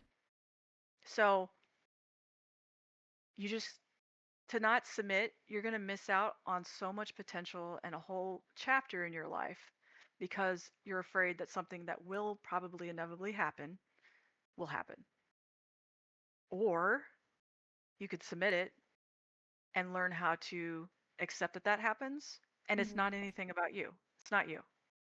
Yeah. Like somebody told me, actually, no, I read this quote and it was a great quote and I needed to hear it at the time. And that was some people will hate you purely because of how other people love you. Yeah. Oh, that's so true. And that's not anything to do with you. You Mm-hmm. didn't do anything wrong. You're not lacking in skill. It's that person and they're projecting it on you. So you can't carry the weight of everybody's emotional trauma and have it make you miss out on life because you're afraid Yeah. that you're going to hear that kind of stuff. I Yeah, think I because would I probably think even if you were like let's say you post you make a comic, you post it, you get a little bit of hate on it, but you're posting it and you like it, it makes you happy. Like 20-30 years from now, you're going to look back and you're going to be happy that you did it. yeah. Whereas the other option is you never post because you're afraid of getting a little bit of hate, so you Mhm. never post it and then you'll never know what it could have been. Yeah. And so at San Diego Comic-Con this year, we did a panel and somebody asked like what do you do when someone is like critical of your art was the question. And they went down the line, and I was the last one to answer. And I just looked at them and said, simple answer, nobody shits on my art more than I do. Nobody has said That's so anything worse true. about my art than I have said about Yep. myself. Yep. So nobody can say anything about my art and I not be like, yeah, I can agree with that. Like, Yeah. because I've said worse, right? So if if people if you're worried about criticism, like there's going to be haters, there's going to be trolls. I think with a lot of platforms now, it didn't have it when I started. You couldn't block people. Mm-hmm. Like Webtoon featured, you couldn't block. I don't know if you can on Tapas. I haven't really dove into that yet. But so you just had to kind of sit there and take it. Like I had to like contact Webtoon and be like, this person is like threatening harm. And they would have to like manually go in and take it out. Yeah. Oh, I see Obi. There's my girl. So Obi Sweets, who's in the comments, that's actually my inker. Oh, hi, Ovi. Yeah. She's lovely. Working very hard worker. We love a Um, team. We love a team. yes. Yes, girl. So, so yeah, and I think that like don't be afraid of failure. Like you will you've already failed. If you're not going to do it, you've already failed. Yeah. So if you might as well try and fail than not try and just fail automatically. Yeah. No, literally. All right. Yeah. Another question here from Monica. They say advice on heavy procrastination and not wanting to write parts that you're not as excited about as opposed to others. Well, ask yourself why it's not exciting. Like, make it exciting, make it fun. Like, I get it. I totally get it. Like, there's parts in the story of Let's Play I have been waiting years to get to, and I am about to crawl out of my own skin for it. But the stuff that I've made up until then, I've learned to make it fun. So I'm excited to do it Mm-hmm. and tell that facet. And there's been times where like I'll start an episode that I'm like, oh, I don't know, like this one's gonna be kind of meh. Like it's important to do it because you need to get information out. Mm-hmm. And it's more like front loading information than it is like fun stuff. Yeah. Then I try to learn to have fun in it, like find things like how I drew the expression or how I did, the scene or the foreshortening or whatever, Yeah. like try to make it fun each episode. Like you got to do it, you got to cut it down into smaller things. I think a lot of people think of it like art and projects and everything in life really in such a massive picture, they get overwhelmed by it. So you Yeah. need to like cut it down into smaller things, bite-sized stuff that you can handle. So if you're working on an episode that you're like, oh, I really want to work on this episode that's like 5 episodes from now, find something fun in that episode you're working on and make it fun for you. Yeah, I think like measuring growth as well, where like you get to like at the end of it, once you've done it, you have the thing and it's done and you can look at it and you can look at how you've improved from who you were before. So that's at least like that motivates me to try to like work harder. Right. Exactly. Exactly. So being asked, was OLM the only studio that reached out to you? Were there others that had reached out? Um, that is all stuff that I don't really know the full story on, so Gotcha. possibly, but I don't know for sure. Like because there was a lot of entities involved in the process of the anime production, so if there Hmm. was other studios, I'm not aware of that. But OLM was ultimately the one that was chosen. Yeah, because they were kind of working with your whole team. It wasn't like you again like you weren't on the phone with the president personally like overseeing this deal here. Yeah, no. Get to me, tit mouth. No, it wasn't like it wasn't anything like that. Like it was, that there were businesses that this is their whole career, their whole job. So I'm not entirely sure that whole process. Yeah. All right, I'm scrolling. I'm very behind on chat. I'm trying to scroll to catch up with more of these questions here. Yeah. Definitely need to pay less attention to numbers on tweets of my art most of the time. I think that's super fair as well. Is like not getting distracted by the metrics. Like on my Instagram, I turn off the likes, so I can't see how many people like it. So that way I'm not worried about it. Cause, Yeah. cause I'm like you where I don't care about social media. I don't care about like I like social media in the sense of I get to interact with people that like my stuff, but I don't like promoting myself. I don't like shoving my stuff down everybody else's throats and like because it's all numbers and it's all like a system that you have to work and it's like I don't want to have to work a system just to be able to like show people my art. It's like I just want to do what I enjoy and if people want to read it and consume it then they can. But that's always the hardest part for me is I just like cause I used to work in social media and I hated it. I just recently quit my social media job because I am so tired of like having to just like algorithm farm and scroll through and engage with like all these random people just to like hope that some of them check my stuff out. I'm just like tired of that. Yeah, so I think starting off my art kind of path with fan art was a great step for me because I learned a really valuable lesson unwittingly at first, which is I could do fan art for a really popular title and get thousands, if not hundreds of thousands of likes and millions of views and huge engagement.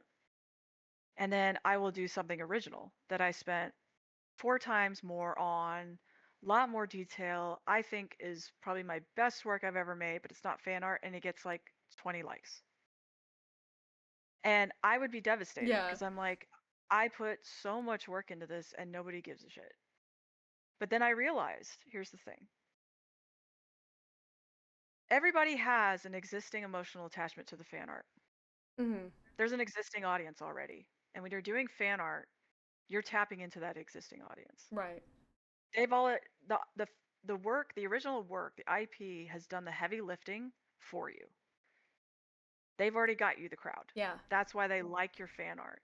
They don't like your original because they have no attachment to it yet. Mm-hmm. So if you go back to DeviantArt, which I haven't gone to, but when I first posted stuff on Let's Play, nobody gave a shit. A brunette bobbed hair girl with black glasses, like dime a dozen, right? Like nobody cared. Yeah. But now, like these characters on billboards in Hong Kong, or not Hong Kong, Tokyo. Like I think maybe Hong Kong, but they're in Tokyo right now. Like people are identifying these characters. They love these characters. I post pairing art. People lose their minds over it because they have the emotional attachment now. Mm-hmm. And it's all original. It's all original stuff of mine. So if you do a new title, if you do your own original stuff and you post it and it doesn't get the kind of traction that you're used to or that you're expecting, it's because people don't have the emotional connection to it yet. Get the emotional connection. Have them connect to it emotionally. And if you want to be a storyteller, if you want to be a comicer, you need to learn how to provoke the emotional connection in people by telling a story in your art. Mm-hmm. Like I love, oh, I just had his name, had absolute brain fart. Norman Rockwell. He's my favorite artist I have because a his I pictures. was actually, that's so crazy you say that. I have a painting, like I have like a fine china plate of a young girl's dream. That's got like Mhm, a certificate of authenticity on the back from the Rockwell family. nice. So Norman Rockwell was a magician, a wizard at telling a huge story in a single picture. Yeah, no, absolutely. I love Norman Rockwell. So I will study his stuff a lot and really, really appreciate it. And I feel like he is almost a comicer himself because he's Mm-hmm. telling a whole story in a single panel. Yeah, So if you want to help get emotional connection for your characters or your original art, learn to tell a story in a single picture, and people will fall in love with it. yeah. I think that we've like a lot of modern artists have kind of lost that. If you look back at like throughout art, like the history of art, you see a lot more of that in like a lot like romanticism paintings, any sort of like the more Renaissance era. You'll see a lot more of that in a bit with like Rococo. Um, and in modern day, like more people have started to kind of lose that feeling. Hmm. Yeah, I agree. All right, Monica asked, advice on how much should be planned out and how detailed it should be versus like being more detailed. Like, where would you put, like, how much detail is enough detail for you when it comes to plotting out, your episodes, chapters? I think the most essential place for detail is in the start. If your story is long enough to have seasons, details are very important in finales for seasons. Also, cliffhangers are essential at the end of each episode or chapter, whatever. And then a lot of detail in your ending. So beginning, uh, cliffhangers, season finales, and ending. Mm-hmm. The rest, you can put in your outline, key notes, key points in the story you want, and fluff. You're fine. Yeah, Monica, come by one of my streams these days because I can talk to you about some of that stuff as well, but I'll talk more like on my own there. But I've got a lot because I do a lot of planning. I love planning out my stuff, so I'll talk your ear off about that. Gihon Mhm. wants to know if you have any future projects planned on the horizon beyond Let's Play. Oh yeah, Yeah, I will die with my boots on. I don't know how many years left I have to draw, but I will probably be writing and creating for many decades to come. So if I can't continue to draw, I'll find somebody to be like a ghost artist or something, or work with a studio or make my own studio. Things might transition for me that I become more of a writer and have like Studio Ghibli. I don't know, like some sort of situation where it's like do the writing and have a studio that works on the kind of vision and have it bring other people's voices into it. That'd be awesome. Like do projects with teams. Like that would be great. So yeah, I more specifically, I have a series I was working on briefly last year called Dragon King Oath. I've got I think 6 episodes on my Patreon for it. Um, it's a story about a princess who it's not the fantasy story I was working on initially, but it is a fantasy romantasy about a woman who is a princess, who in their culture, in their kingdom, when a dragon moves in, it is there is a magical contract that if the king gives his royal blood to the dragon, then the dragon is while it lives in the kingdom, the dragon is bound to defend the kingdom, and but the dragon gets the princess. And basically, the premise is the king has a daughter, a son, and then a younger daughter who is very frail, and she's very young. And a dragon moves into the kingdom, and there's rumors of war in the north, and he's like, a dragon up there would be absolutely amazing to help defend my kingdom. So he decides he's going to give his frail young daughter to the dragon because it would magically bind the dragon. But the older daughter, who's in her 20s, who's basically a mother to her, refuses and says, "No, you're going to give me to him because nobody's going to bring that dragon to heel like me." And so she goes to the dragon, enacts the contract, and basically his whole attitude is like, I don't want any. I don't care if you're a noble sacrifice. Get the hell out of my castle. Yeah. So he's like, so it's definitely enemies, and there's a lot of it highlights a lot of like prejudice because humans hate dragons, dragons hate humans. In this world, there is prejudice. It's fantastic prejudice. There's not humans are humans. There's no races. It's all intermixed, and uh, but like there's dwarves, there's elves, there's dragons, there's all different sorts of races and stuff like that, and they're all trying to make it work in this world. Mhm. So um and I put a lot of work into that comic because artistically I wanted it to be like my next big thing, and I was really proud of it, but unfortunately that didn't work out with the platform, for a multitude of reasons. But so that's on hold right now. Then I'm working on Charlatan, which is right now a pilot, which is a supernatural horror, which could easily be licensed or serialized as a whole series. And then after that, I have a concept for a shonen um, storyline that I've been told needs to happen now, but I don't have that time. Yeah. And so yeah, I've got, and I have even more. Like there's another romance story I want to tell that's a one shot that's gonna be on my Patreon. Already done character concepts with my friends that I've shown, and they love it and adore it. So yeah, all kinds of stuff. I just need the energy and the time to get it all done. Yeah, that's what I was gonna say. Is how are you gonna manage all That of these all at once? I don't know. I don't know. Like I think Let's Play's got another year or two in it. Um, assuming I don't have to extend it even further. But hopefully I'll be working for a long time and still loving what I do. Yeah. Is the so these Dragon King, is this related to how you originally wanted to start by doing fantasy? Is this like, oh, this is the fantasy piece that I've always dreamed of doing?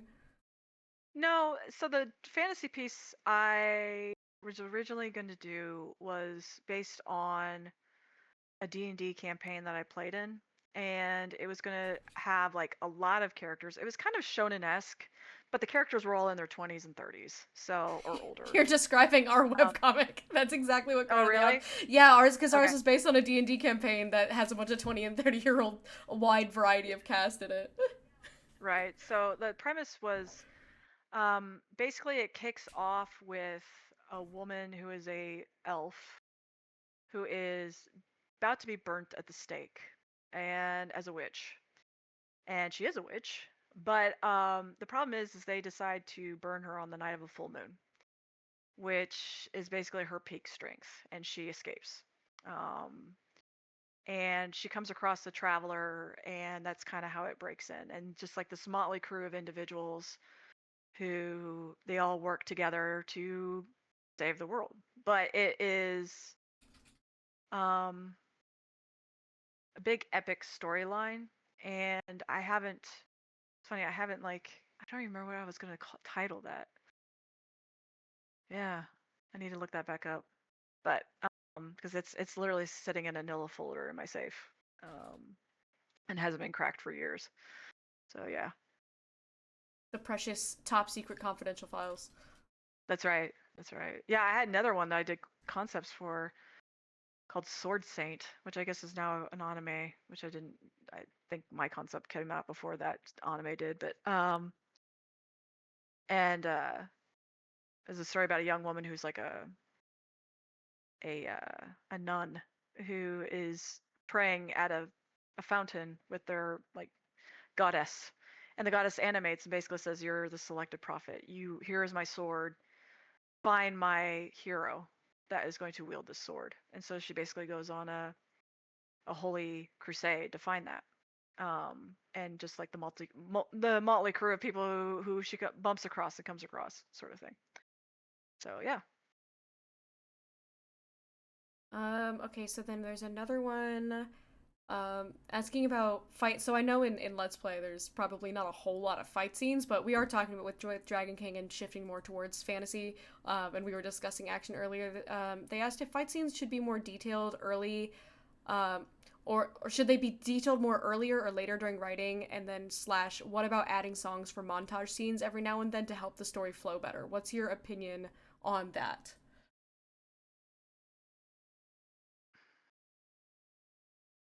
So it's funny because talking about fight scenes in comics, like I'm thinking about One Punch Man right now, where the fight scenes were awesome in like the first season, and then the most recent season, it's basically like still moves, and people like are really upset that they didn't budget any action, like legit action in the anime. And um so I would say it's always important. Like if you have a comic that's heavy on action, like don't skip on it because that's why people are there. That's Right. like what they came to eat on, right? So you don't want to skimp the meal. Yeah. Um, and I've seen a lot of titles in a lot of different genres, or not genres, a lot of different like localizations, like Japan, Korea, American, where like it started off like this amazing action, and then I don't know, the artist gets older or injured or something like that, and people start crapping on the action. Like it's they're cutting corners or whatever. People will notice that. That's the thing. When it comes to action, people will notice when you cut back. But don't. So if you don't think you're going to be able to maintain that, then bring it back at the start. Don't Mm. don't set a massive goal and then just never meet it again at the begin. Like massive goal at the beginning and then never meet it again for the rest of the comic. Just be realistic throughout. Yeah. Yeah, set a goal that you can achieve because it's better to achieve your goal and then go beyond it than to fall short. Yeah. That would be my advice. I'm thinking because they were asking about like a montage music, right? Like, have you ever like made playlists or had like theme songs for your characters where it's like, oh, this character would listen to XYZ artists? Because I personally do that, but I'm also really nerdy about music, and I don't know if that's just a me thing. So I do absolutely do soundtracks. I did a lot with Dragon King Oath for promotional materials, picked out a lot of stuff. I mean I added soundtrack to Let's Play. So on Webtoon there was lots of music that I add music I wrote 20 years ago back when I was a composition major. Oh, Actually, cool. it was 25 years ago now that I think about it. Ugh. Anyway, so I added that and because that helps set the mood. Um, the downside to that is it doesn't, you can't do that in print version. Right. But I have a degree in computer science. So like one of the things I love about digital comics is just all the stuff you can integrate into it, like what you're capable of. and adding music, adding GIFs, adding parallaxing, layered parallaxing, all that kind of stuff. Like, if you can realistically do that and make it meaningful to the story, then by all means do it and like make it yours. Like, I fully support that. Yeah, that's really sick. Like we've had so a friend of ours does video game OSTs, and we recently worked with a musician that like it started out because I would always listen to this artist. His name is Ozzy. I would listen to him on Spotify all the time whenever I was working, like whenever I was drawing or working on things. And I like and the more I listened to more, I thought that it really fit the vibe of the main character. I was like, I feel like this really fits that kind of like brooding, yearning type of vibe. So I ended up reaching out to him, and I had him like I commissioned him to make a song for Crown of the Alchemist, and like that was like one of the highlights of my year. I think was like being able to work with a musician on making music about my story because it helps drive that narrative and tie everything in together. Yeah. Yeah, I mean, I think it helps you get in the mood. So if you're more in the mood and you're vibing with it, it's easier for you to draw it, right? Mm-hmm. Like you can get in the zone Yeah, easier. that flow state. Yeah. Yeah, Okay. I think I have time for one more all question. right, guys, one more question. Make it count. That's just about perfect for me. We'll see who's the fastest typer. I'll take the next question. Unless I put a lot of pressure on people here. And now they're nervous. Like, how do you type? Writing parts or chapters of the story through different POVs of different characters, good or bad. Are you pro or anti different POVs of characters? And then Ganson, who's your biggest anime crush? Who's my biggest anime crush? My guy from Naruto. Don't ask why. I don't get it either. Who He's from got a Naruto? huge heart. Might guy. Mike Guy. Might guy. Oh, Mike Rock Guy. Lee's, Oh, Rock Lee. Rock Lee's teacher. Yeah. Okay. I Mike guy. I thought you said Mike, like Michael Guy, and I was like, Oh, I you don't... know Michael. Michael. Yeah, That Michael guy. from Naruto. I love that guy. I will. I adore that character. I leaned huge into fan art with him. Might the guy, and I don't know what it is. I love a guy who makes me laugh, and he made me laugh my ass off. So, and he is like lawful good, right? So, and I'm lawful good too. I try to be chaotic, but let's be real. This was met by So, resounding enthusiasm from chat. good. Perfect. They're all Perfect. in support of Michael And Guy. Rock Lee could be my son. I'm totally fine with that. I will take him in as my son. Absolutely. But yeah, anywho, so as far as like embracing different POVs of characters, like this part is from the perspective of Sam, and this part is from the perspective of Marshall. Like, how do you feel about like perspective shifting? Oh, I use it all the time. I love it. It's great. I think it's an important facet of storytelling too. I mean, I'm sure there's comics where it's like from one point of view only. I can't think of any off the top of my head. Even when you like consistently are from one point of view, you might get that chapter that it's like, oh, it's from the male lead or Mm-hmm. whatever. Um, I think that it's important to not do it too much because it might be difficult for readers to follow.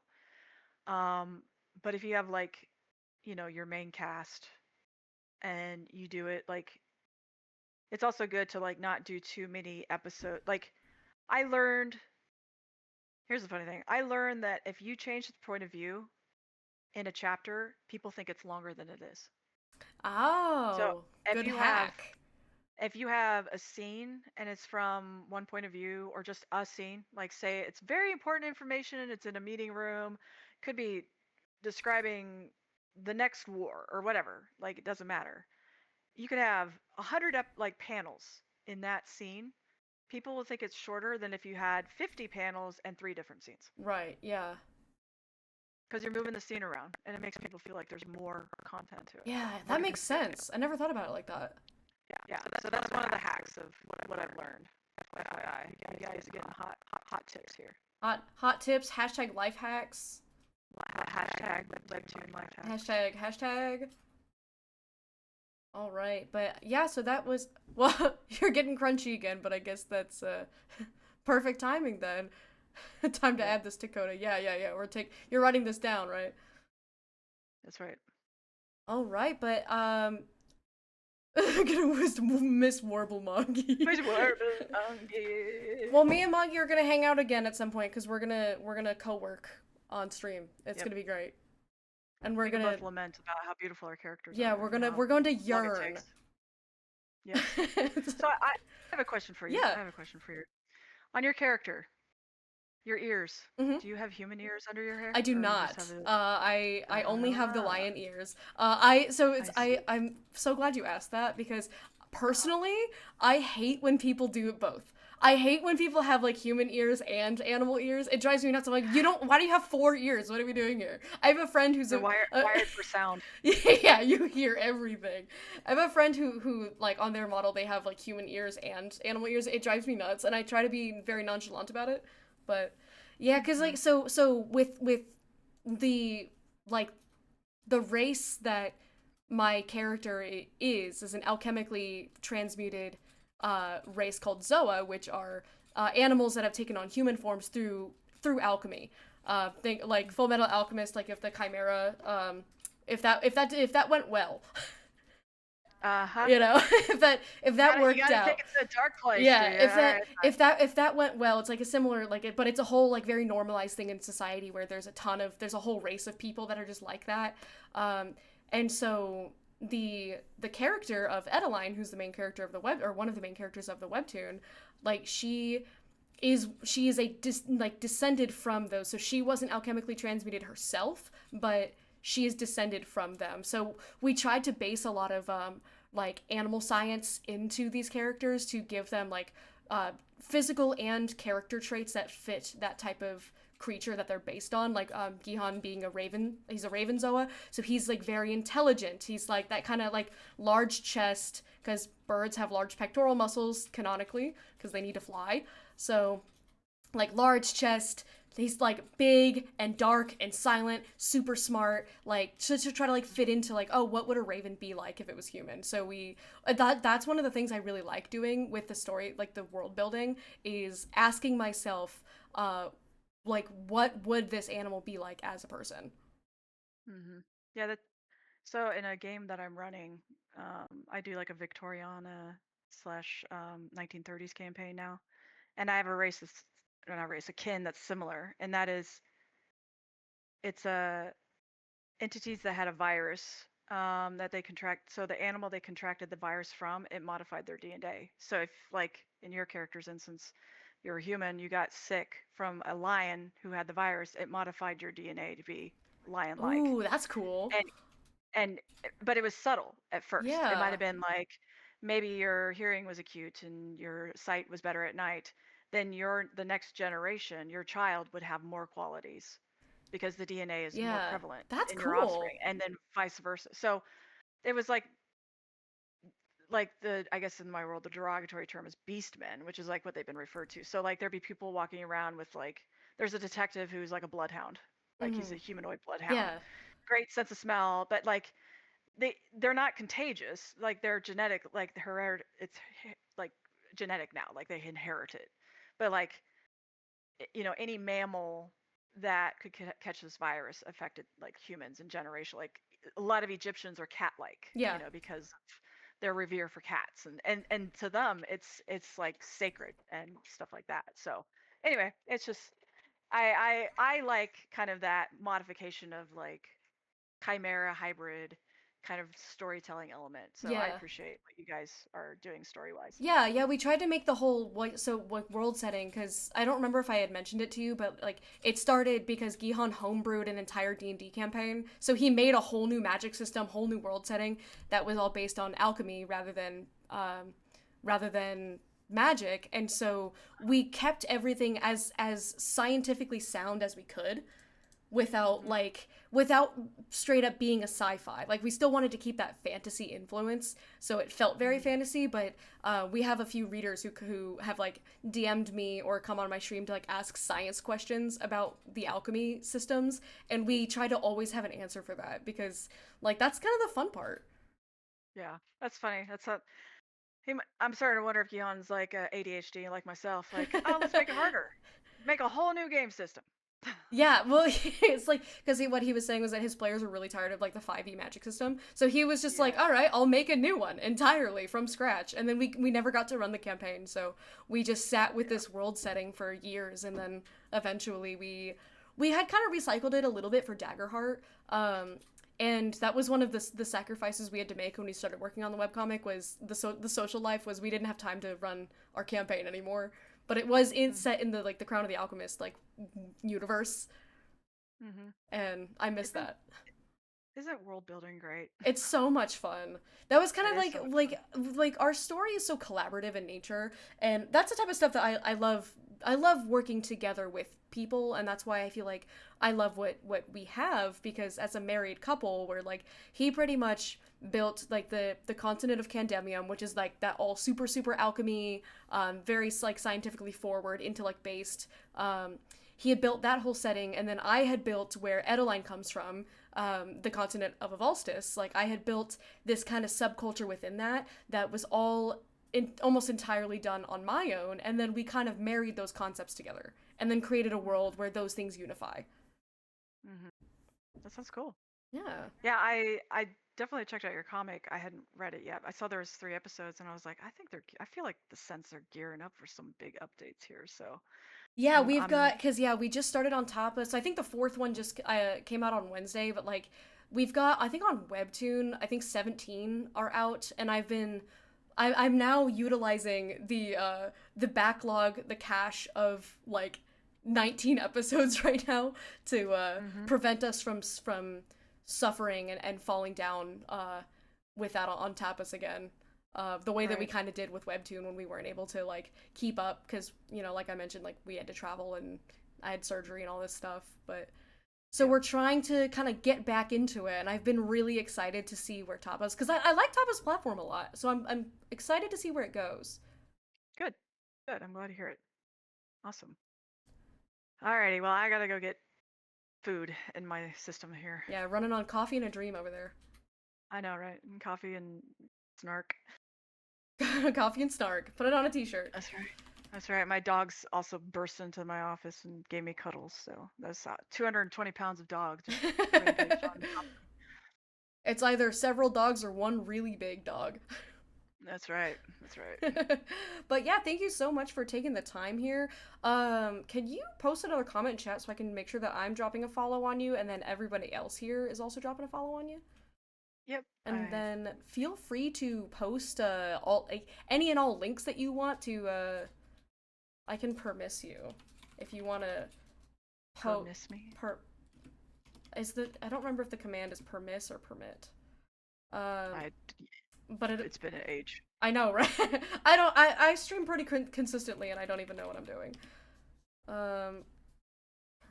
Permit. I don't know what I'm doing. Because then you can plug all of your. Okay, apparently it was neither of those things. Allow. I don't know what I'm doing.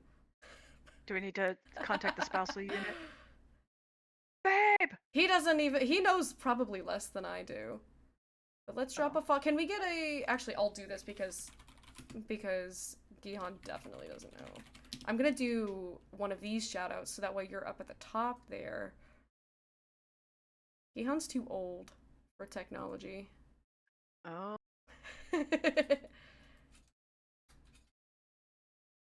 What's the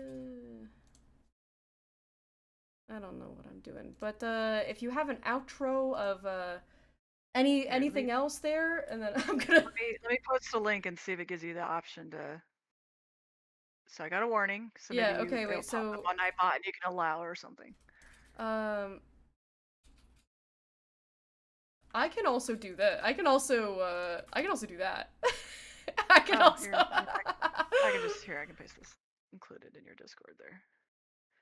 There, so I've got your yeah, so yeah, I saw that I hit show message and then I just copy and pasted your link tree. It works. We're old. Yep, that's what we do. My link tree. I'm not old, I'm vintage. You're redacted of redacted age. I am redacted of redacted age. Yeah, thank you so much for taking the time. I work full time just on, webcomic and all that stuff. So I'm always around if you ever want to co-work or do any of that the work together, stream together type stuff. I'm always around. Cool. Yeah, I've been trying to think about getting my streaming rig set back up. I had it working. I moved 3 years ago. Yeah. Sounds like a long time, but it's all in a box still, and it's like I haven't set up my mic and stuff. I should, and I've been thinking like if I'm gonna pick back up working on the series, I would like to stream because people get excited and pumped for it. So, but yeah, well we can work out something. Gihon What just time do you usually work? he's- Or, like what time do you usually stream? Are you like one of those early people? No, well, I don't know if I would consider myself an early people. I work all day pretty much, so I'm usually working from like 8 a.m. to like 8 p.m. So I'm not working like super late at night, but I stream from 4 to 8 usually. So like around this time is when I'm streaming. That's Monday, Tuesday, Thursday, Friday. Okay, probably earliest I'd stream would be like 7. But We'll see. you can always hop in. I can stream and Okay. then you can just hop in. Cool. That Yeah. works for me. Sure. Cause yeah, I go to bed. I go to bed pretty early because I wake up pretty early because I feel better if I do. But Ugh. I don't know if I'm necessarily entirely a morning. I'm not a. I like to be awake in the mornings. I don't like to wake up. Oh, I hate the sound of birds in the morning. I love birds. I hate the sound of birds in the morning because it reminds me it's now early and I have to go to bed. So I'm like, oh. Anyway, I feel that's ya. my problem. I feel ya. All right, but yeah, everybody say bye to the nice lady. Yes, thanks for having me. Hopefully I'm helpful for others and gotta be brave. Gotta Be get brave. out there and put your stuff out. Yep, put your stuff out there. Put yourself out there. Don't be afraid to take criticism. No matter what you're doing, as long as you're doing something, you're growing. That's right. That's right. All right. Thanks, guys. All right, bye, Mongie. Bye. Oh, suddenly I can hear I can hear my music again. Gihan, what time do we have to go to the thing? It's at 7:30, so we should probably leave by 7:10, 7ish. All right, so I'm going to wrap up, guys, because Gihan's taken me to a thing, and he's taken me to a thing, and so I gotta. Hang on, let me put myself. VTuber so cute, by the way. I'm impressed by her. Oh, thank you so much, Obi. Obi, I was gonna ask, do you stream? Do you? Cause if you're doing art, dude, I love art. FNAF. Yeah, he's taking me to see FNAF. All right. We're gonna give a shout out to Obi as well. I can't type. I type shout out. Shout out Obi. Guys, drop some follows there. Get some fellow art friends.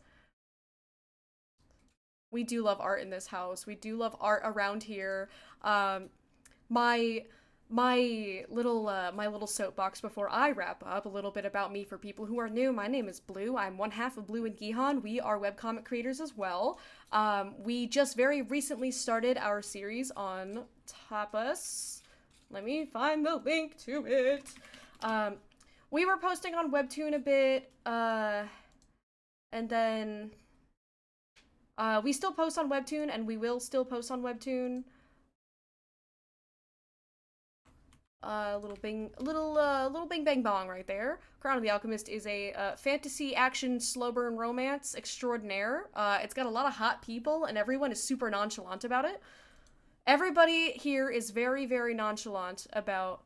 Shoot, I need to fix. Hang on, I'm gonna do that right now before I forget, Jade, because that link doesn't work anymore. I thought you were sleeping, Jade. The VOD will be here, and I'm going to post it on YouTube. I haven't posted on YouTube in like 4 years, but I'm trying to be better about that.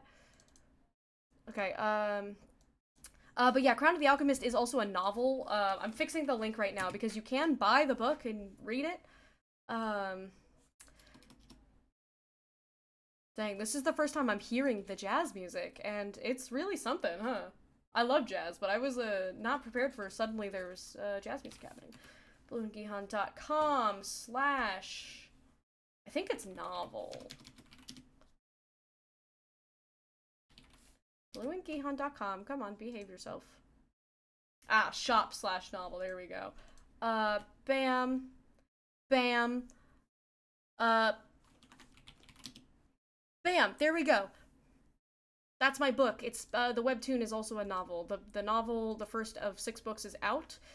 It's on holiday sale right now for $14.99. If you buy it now, it'll be here in time for Christmas.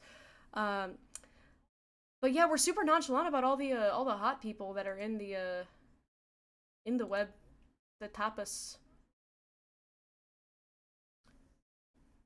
But anywho. Hang on, let me catch up with you guys really quick.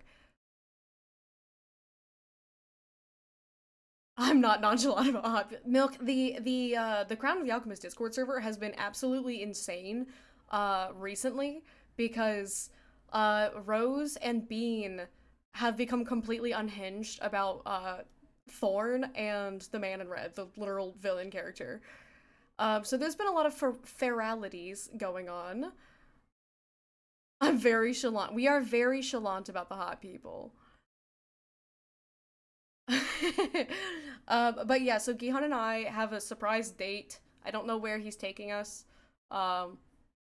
It's a mystery to us all. Do you guys want, I'm looking for somebody to raid.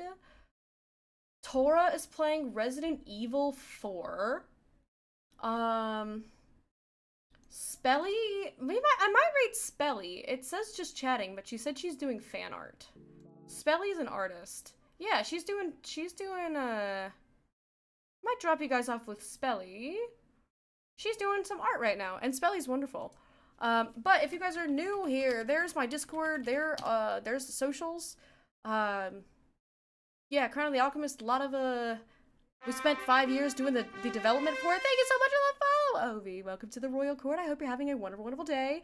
I'll be back streaming on Monday. I'll put my schedule on Twitter and on Discord when I know what I'm doing. I have to figure it out. It's probably going to be a lot more art. Because with our new system, I've got quotas to meet, and probably going to do art maybe twice next week. We'll see. Tell me how we're not going to see FNAF. That's not what we're doing, Laura. We're not going to see FNAF. But yeah, I stream art. My husband does too. We'll give him a shout out too. So my husband does all of the sketch art for the webtoon. He drew my model. I rigged my model. He drew it. All of the base art for Coda is done by Gihan. I just do the line arts and the flats. I'll tell you how FNAF is. I'll tell you how FNAF is after I don't watch it. But we are a VTuber power couple, and so whenever he streams, he doesn't stream as often these days because he's really busy, but when he does, it's usually art. He'll do art critique and review streams and stuff as well. I'll tell everyone they can make a, Hang on, come over here and say it. He's trying to tell me to tell you guys something. Come over here and say it. Yeah, okay, so I do want to do a stream where I draw everyone's Coda OCs in my style. So... Make OCs make OCs for Coda because Gihan's gonna draw everybody's OCs on stream. So check out Coda, find an OC, make an OC that fits in that world. But for now, I'm gonna go. I typed shout out again. We're gonna go drop you off with Spelly. They are all gonna be hot. Most of them are no, they have to be Crown of the Alchemist OCs. They have to be for specifically our webcomic. It's just a My Little Pony, but like Crown of the Alchemist, like the logo. I mean, a horse Zoa would exist. Like, get me off my ass and actually draw. Do it! Make Coda OCs, buy the book, read the book. If the physical copy is too steep, or if you're into Kindle reading, the book is also available. Let me put the Amazon link for you guys as well. The book is available on Amazon. You can buy it directly there, or you can read it for free on Kindle if you have Kindle Unlimited, and if you don't have Kindle Unlimited, it's $5.99 on Kindle. So there we go. Elk Aura is apparently that link. Anyways, guys, thanks so much for hanging out. I will be back on Monday with more art, probably. And probably Digimon, and I don't know if I'm going back to Wukong. I think I need a break from Wukong. Also, hi, Owl, bye, Owl. Everybody have a wonderful evening. I will let you know how my little surprise date goes with the Birdman. Have a great, great night, guys. Send some love to Spelly. Bye!